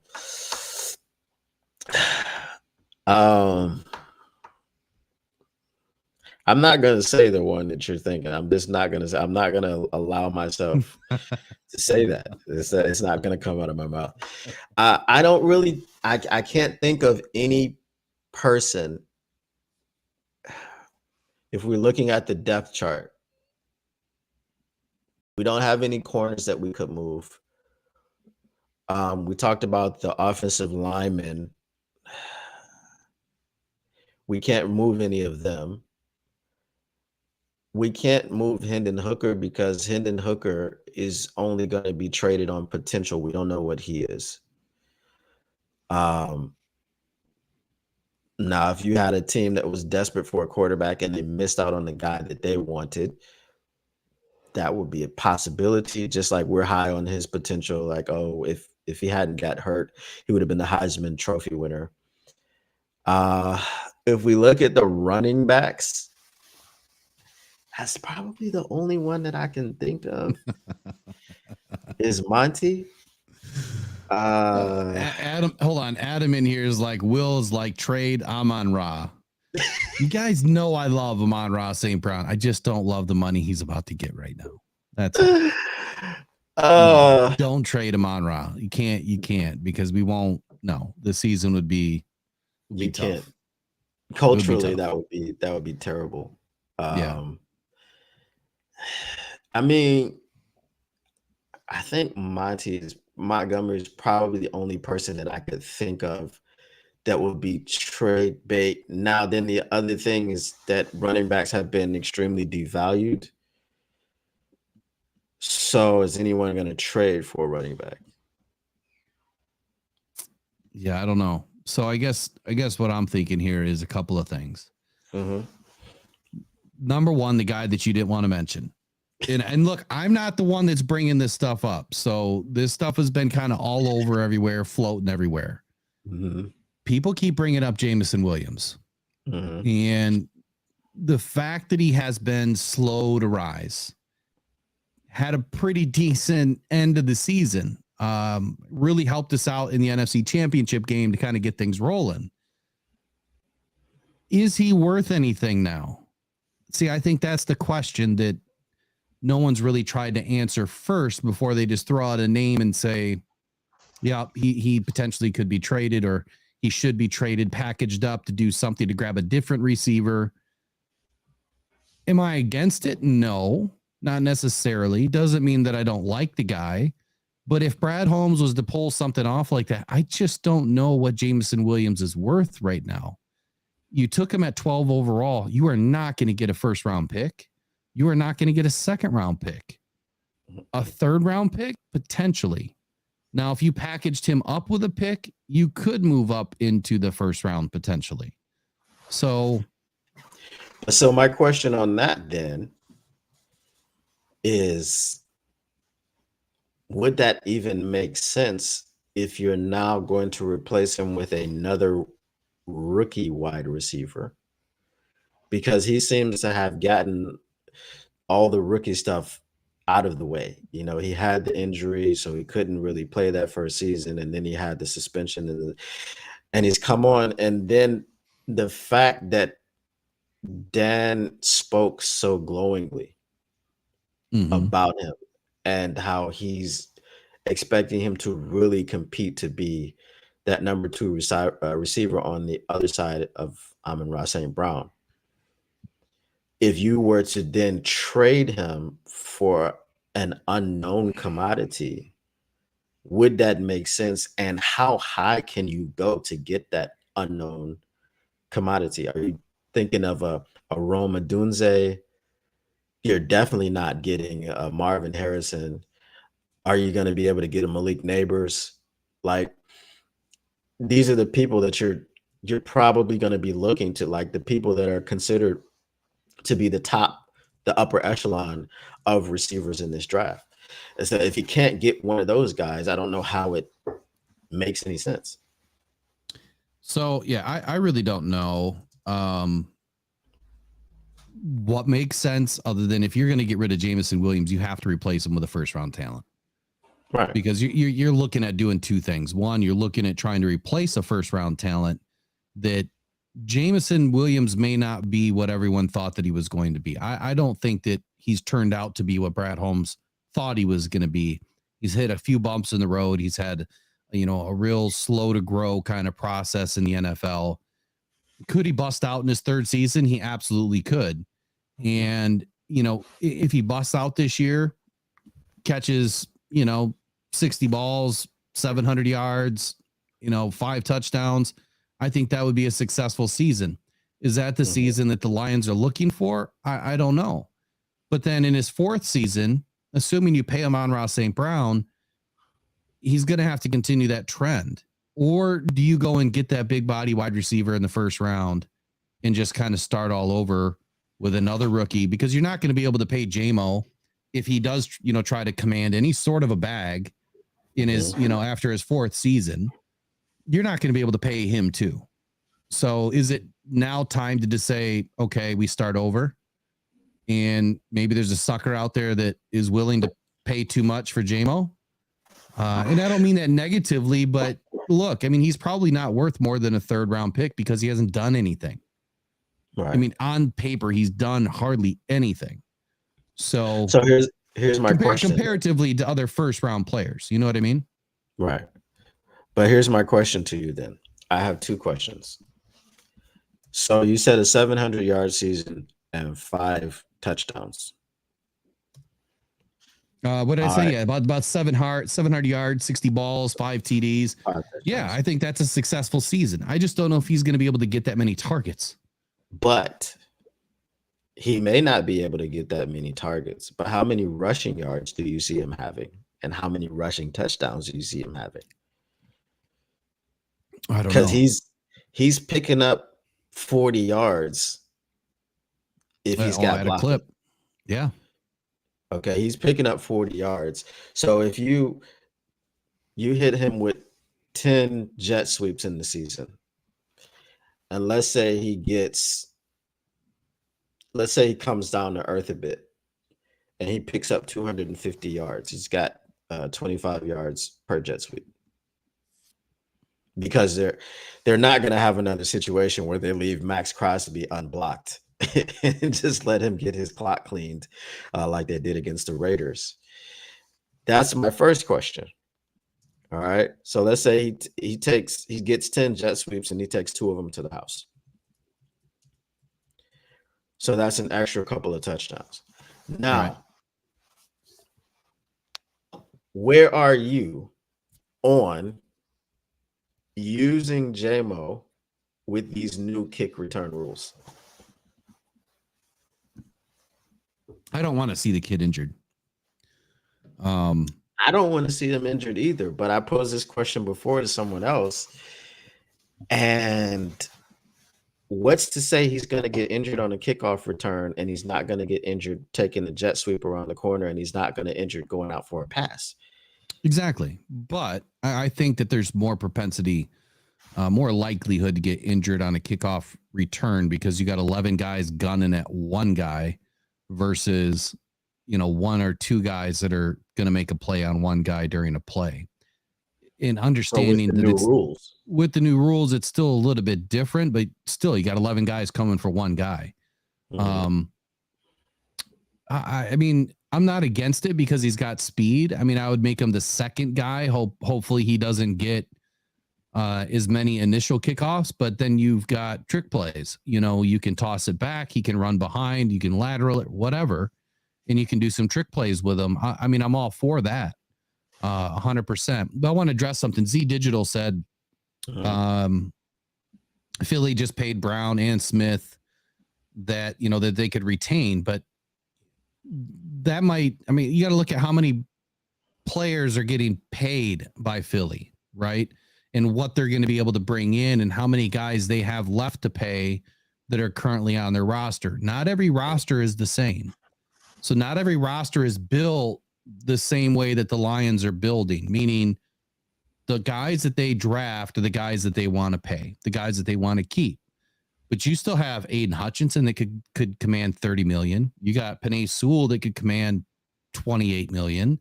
Jared Goff, $50 million. Amon-Ra, $26 million. How many more millions do we have to spread around? Not many. So if you just add those up, let's just go round numbers. 25 for Amon, 25 for Sewell, 50 for Goff. There's 100. Who are the other guys that I was? Hutchinson. Let's just say 25 million. There's 125 million right there. That's half your cap, 4 guys. So you can't just pay everybody and keep everybody. You cannot. You will lose players. You have to. Then you have Jack Campbell coming up behind him. And then you have Gibbs coming up behind him. And then whatever rookies you bring in this year and the way it goes. I mean, roster roulette is real. You have to bring in a top tier player at a specific position every year to plan on phase out. You're phasing out, you're phasing in. The funnel gets filled, the funnel drops out a new guy. You're recycling contracts. So not every roster can be built the same way. And it's just different. I don't really know how else to explain it. Other than that. So if we were to look at their roster, and you got to remember, it's not so much who they're paying now. It's who they're paying now and later. You know, the guys that they have coming up for contracts right away, because Hutch is going to be up for a contract after this season. You know, after year 3, you can start negotiating as a rookie. So after year 4, he's really going to want to start negotiating. You know, you could string him out to year 5 and then you could franchise him. But then at franchise tag, you're paying the average of what? The top 5 or top 10 contracts. So you're still going to pay him top dollar. Eventually, we're going to have to pay another left tackle, or we're going to, extend Taylor Decker. Probably won't be 19 million a year, or it could be similar. Could be 15, 16 million a year if he's willing to take a deal. But there's a lot of guys that are going to have to get paid on this team very soon. And this is a brand new team now entering year 4. So we haven't even seen all of the contracts yet. I don't think J-Mo is a guy that's going to command a bag right now. Anyway, I really don't. He hasn't done anything. I have more. He's not going to come back. He's not going to command a bag now. But I'm just setting the scene for you, right? So now let's say they use him in the kick return. Maybe he's not the primary guy, right? Maybe there's a mixture of him getting returns with Khalif Raymond, maybe the electrician, Jahmyr Gibbs is back there. All right, sometimes. But let's say J-Mo gets 20 returns. All right. And let's say out of those 20 returns, he takes 2 back. Mm-hmm. Now, your first prediction was 5 touchdowns. Receiving. Now he's at 9 total. Okay. And he has a 5th-year option. If he can give you that type of production outside of receiving, then do you have a Deebo Samuel, Brandon Ayuk type of situation where you would like to pay the 2 receivers, but are you able to? I don't know if San Francisco is going to pay Ayuk, but Ayuk is mostly a traditional receiver. If we've got now we're turning J-Mo into a Swiss Army knife. And he can score. I think that's J-Mo's. Yeah, I think that's J-Mo's MO right now, because he hasn't been able to master the playbook. He was too much of a freelancer. He's another freelancer. Right. The guy that I had on the podcast a month ago, Adam Aniba, Washington Commanders scout and writer, he, clearly identified J-Mo as a freelancer, and that's why he was struggling early, but he wasn't prepared. I think that this is going to be the season where we see J-Mo at his best. I think that this offseason between him and Goff is exactly what they need. So he's going to have to stay healthy. He's had injury issues, gambling issues that have kept him off the field. He can't have any of that this year. He's got to be through it all 110%. And then he's really got to come alive this season. If he doesn't, I think that he's trade bait for next year. I don't think that he would be for this year. That's just my 2 cents, but it depends on who we grab too. If we grab a wide receiver, in the 2nd or 3rd round, and they out hustle they out hustle J-Mo, and they start getting more targets, because we have seen guys that come in, LaPorta, right, that immediately hit it off with Goff. Right. I have no worries that anybody that comes in from a wide receiver's perspective will hit it off with Goff.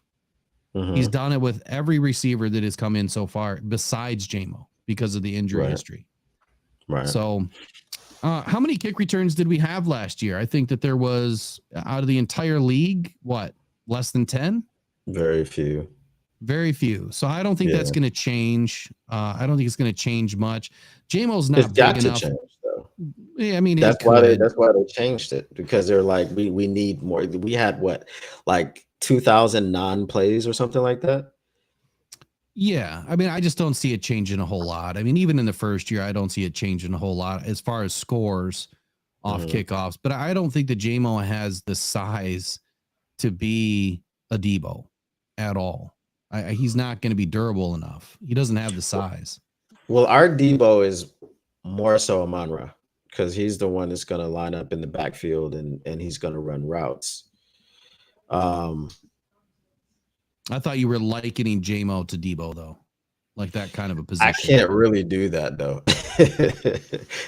I mean, he's a Swiss Army knife in this scenario that I painted, but for him to be like a Debo,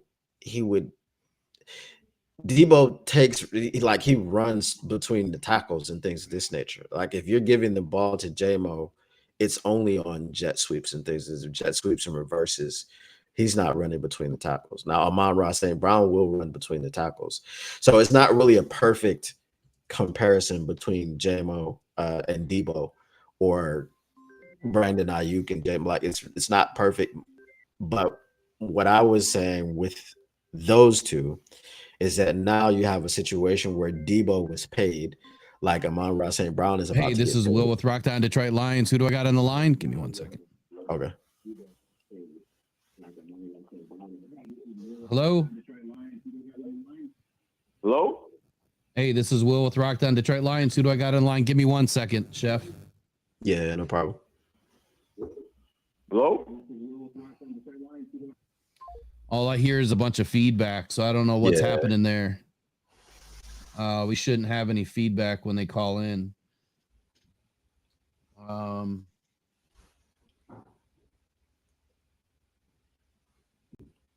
That was weird.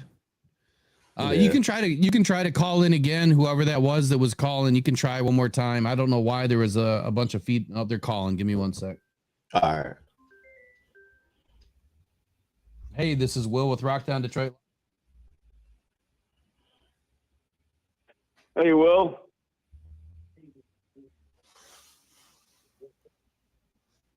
This is Jared. Okay.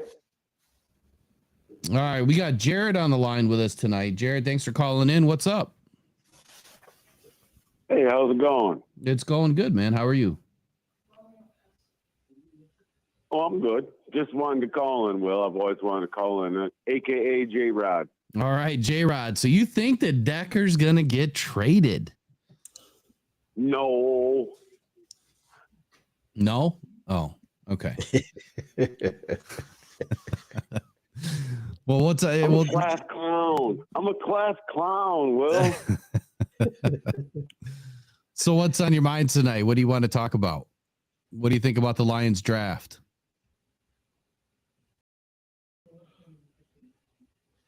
Nothing. Just always wanted to call in and chat. I was waiting for everybody else to call, and no one else is calling. So I was like, all right, I'm calling.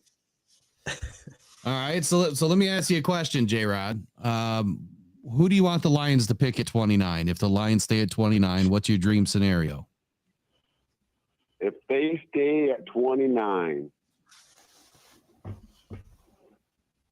I'm shooting for D-Rob or Nealon. Darius Robinson? Yes, sir. And who was the second person? Nealand. Oh, Nealand. Marshawn Nealon. Okay. I think it'd be a bit of a reach for Nealon, but you don't have a pick until 61. So I think any players it's a good point there, right? I think any players between pick 29 and 60 are on the board for the Lions at 29. True. That's a scary thing to think. You might get a second round talent at pick 29. All right. So do you view the Lions as having a big need at defensive end right now? I still think we need someone else. I like Marcus Davenport, but what about his health? Yeah, he definitely had an off year last year. I mean, he's healthy right now, so we just got to hope that he stays that way. Yes, sir. So what else do you think about the draft? Are you going to be at the draft by chance? No, unfortunately, we got quite a few big projects going right now, so I'm not allowed to go anywhere. Well, I got a driveway and a patio that needs to be done. You know, if you ever want to do some excavating down here, just saying. So tell me about the rest of your draft wishes. So if the Lions were to stay at 61, we take a defensive end at 29. What do you think is the most important pick next? I still think we're trading up. Trading up to do what? And I'm hoping for DPJ. JPJ, Jackson Powers Johnson. Yeah, JPJ. I'm sorry, I said DPJ, didn't I? Yeah, Friday night. Long week. That's an easy one. That's an easy one to do. I'm not used to people calling him JPJ. I always just call him Jackson Powers Johnson. But all right. So I tell you what, yeah, I'm lighting up the poll. I just put the poll out. I had to, because you got some people that think that we should trade Goff or sell Goff down the river or not pay the guy. And so far 82% of the poll, based on 11 votes only. Come on, guys, you got to get the votes up. 82% of the poll feels that we should keep Goff around. What do you think, J-Rod? Do you think that we should keep Goff around? It's all right, man. Come on. Hey, well, you're putting me on the spot. I have to. I mean, it's okay. I mean, it's all right. You got a right to believe how you want to believe. I personally think it's a business, Will, and he's 29, and this guy has been great for us. Great for us, but it's a business. Do we pay Goff or do we pay Amon-Ra? We have Hooker. He's working with Uncle Teddy down there in Florida with J-Mo.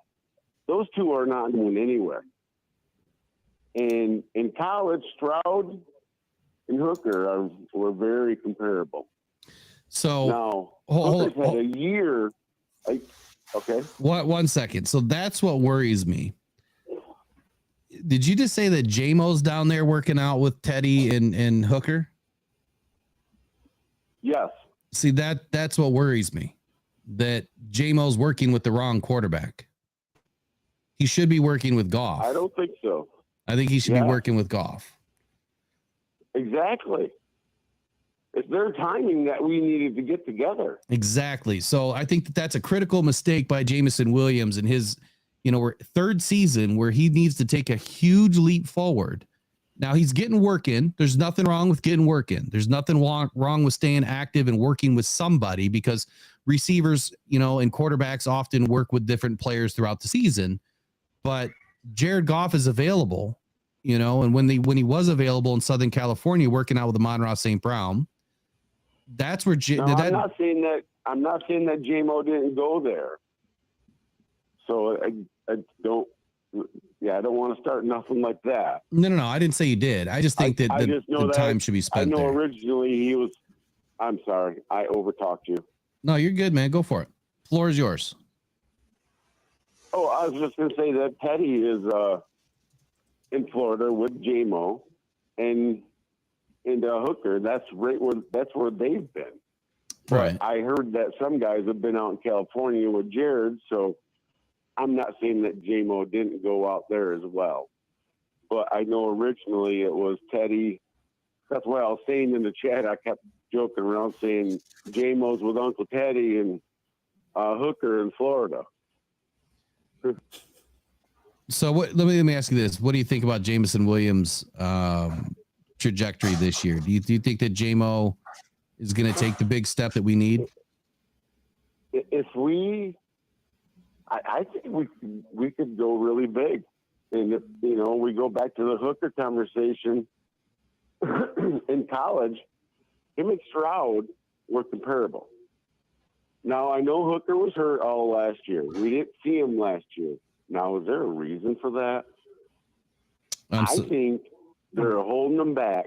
He's going to have 1 year underneath the playbook. He's going to come out, and he's going to be a lights-out quarterback. Well, I'm telling you. Wait, you talking about this year? I'm talking about this year. Yeah, no, that's not going to happen. I'm sorry. No. Look, J-Rod, I mean, let's just be honest about it.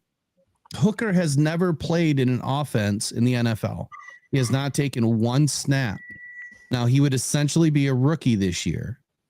And there's no way that he's going to be able to step in after an ACL and do anything this year other than be a backup. He would need one more season to really learn. And it's the ACL that's holding him back. If he never hurt that ACL, then I think there could be a really good argument to say, yeah, give him a shot. And he can be totally healed. In my opinion, he can be totally healed, but we've seen it with JMO and we've seen it with just about everybody else that's torn an ACL. It takes them 2 seasons to finally get back to playing health. So that's my argument. I just don't think it can happen for that reason. Yep, yep. No, yeah. I just see differently. I'm sorry. No, you're okay. You don't have to apologize. I just don't. I just think it's a business, and we're looking for young core players. And I think he may not come out on fire, but maybe he might come out on fire. We don't know. Nobody knows. Yeah, it's true. It's true. So you think that Goff would be? I mean, Stroud, how many snaps did he take before he took his first snap in the NFL? Yeah, Stroud's a different animal. I don't think so. I think they're very comparable. Do you think that Goff? I think stat wise they were comparable, yeah. But we're talking an offense at Tennessee that was nowhere near a pro style of offense either, and I think that's the biggest hurdle for Hendon Hooker is one, you've got the ACL, 2, you have the playbook, that you have to learn, right? And he's never been in a pro style of offense. So he's used to guys just kind of being more freelancers. They kind of throw it up style. Go run, I'll throw you the ball, as opposed to timing routes. That's why we're keeping Campbell. Timing routes in Ben Johnson's offense is what this offense is all about. It's all based on timing. You don't have to be the best quarterback. You don't need wheels as a quarterback. You need a good offensive line. You need a couple of good running backs, and you need to be able to hit your mark and be there on time. And it's that simple.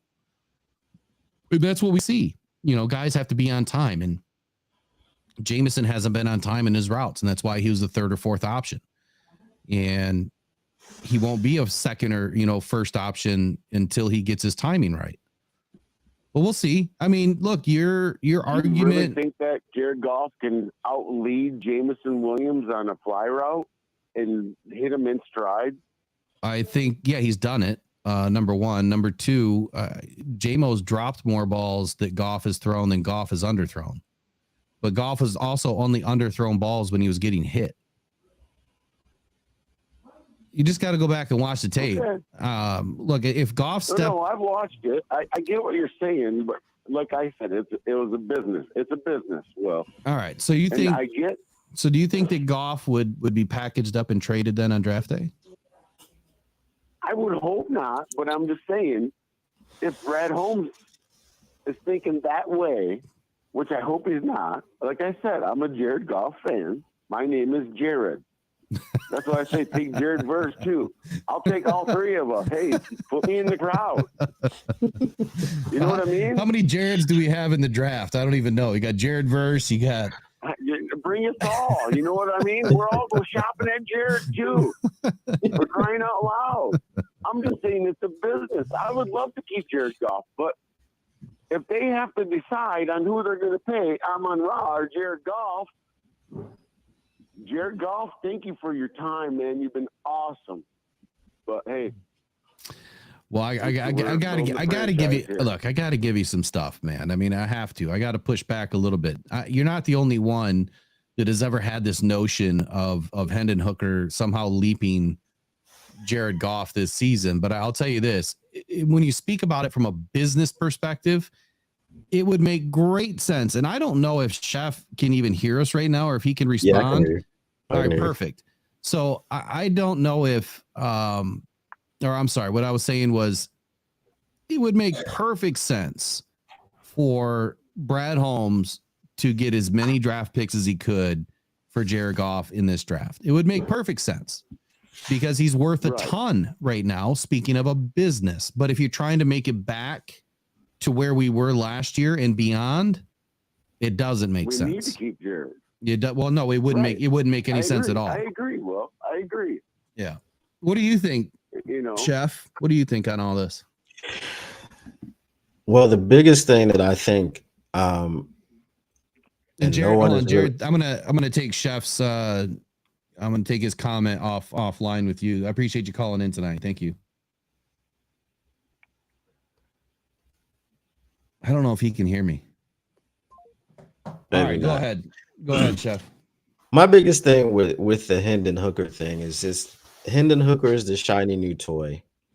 I remember being a kid when Andre Ware was on this roster, and I just wanted to see someone who could run the football back. You know what I mean? Just put in the mobile guy, because I mean, like the first position that I actually played, I wanted it to be running back, obviously, but it was quarterback. Because my dad was my first coach, and he was like, "No, you should be the quarterback because you don't hit the holes." And I'm like, "Because I watched Barry Sanders, that's why I don't hit the holes." But so I was a mobile quarterback, and I'm like, I just want a mobile quarterback. I was in Atlanta when they had Vic, all great, right? My thing with Jared Goff is that it wasn't Jared Goff's fault that we didn't get to the Super Bowl. I could understand if he just played an awful game and he was just turning the ball over everywhere. And it's just like, man, get him out of here. We can't get to the Super Bowl with Jared Goff. But that's not the case. The case was that Jared Goff played good enough to win, and we had a total team collapse in the second half. You know, it wasn't Jared Goff's fault. Jared Goff didn't drop those balls on fourth down and things of this nature. Like it just wasn't his fault. So to move to Hendon Hooker this year, if you're going to move to him at all, doesn't make any sense. It just doesn't. And as you said, okay, if we're talking about business wise, yeah, that's great. But the continuity is something that Dan Campbell spoke to. Right. Right. I like to call him Brad Campbell because, you know, just like the Quinn Trisha thing, I like to call him Brad Campbell. So we just lump everybody in the same, right? Brooke So Campbell. when they exactly Brooke right. Campbell. Yep. So when they speak to this continuity, the first piece of continuity is your quarterback. After you have, you know, the coaches coming back in and everything. So now Ben Johnson has come back. Everyone's excited to run it back with Ben Johnson. Why are you switching quarterbacks? You can't. It just doesn't make any logical sense. So there's a couple of things. Where was the comment? Brian Welsh talking about Joe Burrow's ACL came back. Yeah, he had a player. I think he's comeback player of the year in 2021. When he came back off of his ACL. But I think we're talking two totally different types of players here. One, we're talking a Joe Burrow,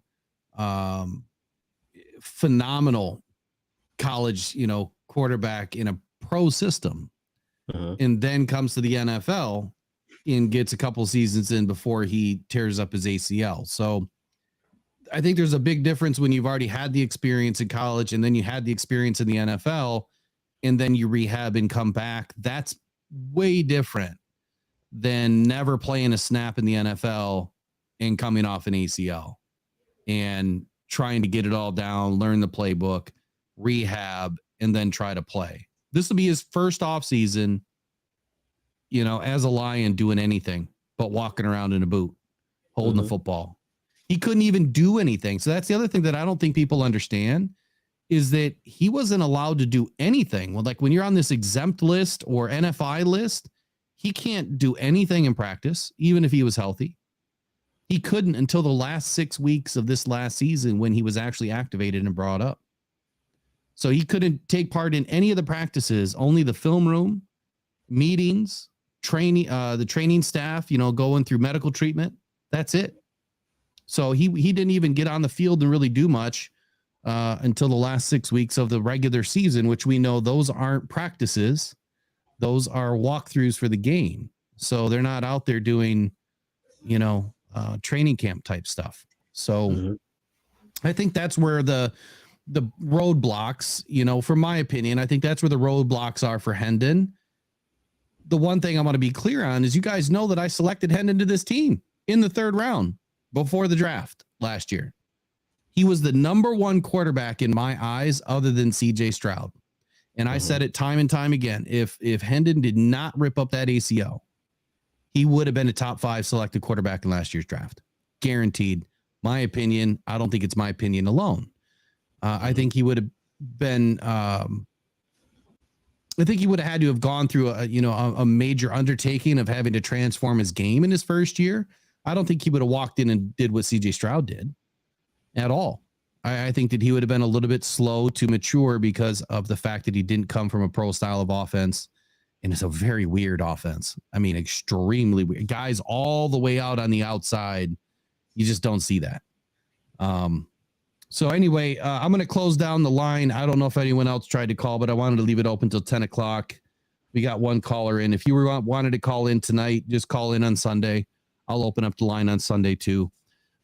Chef, appreciate you joining me for a couple hours tonight. What do you want to finish with, man? What's on your mind that you want to finish with?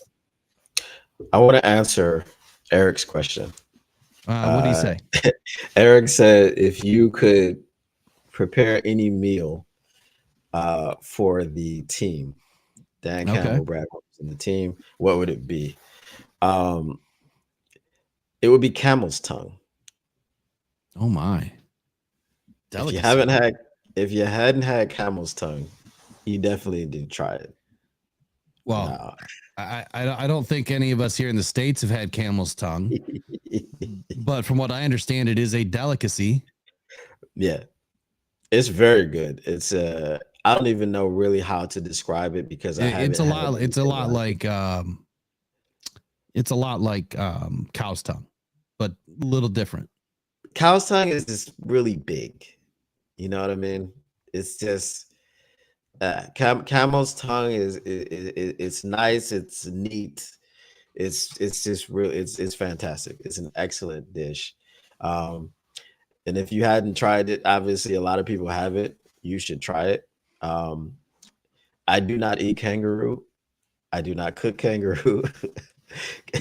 Kangaroos are like my favorite animals. I do not like green eggs and ham. Yeah, I'm not doing it. I'm not doing it.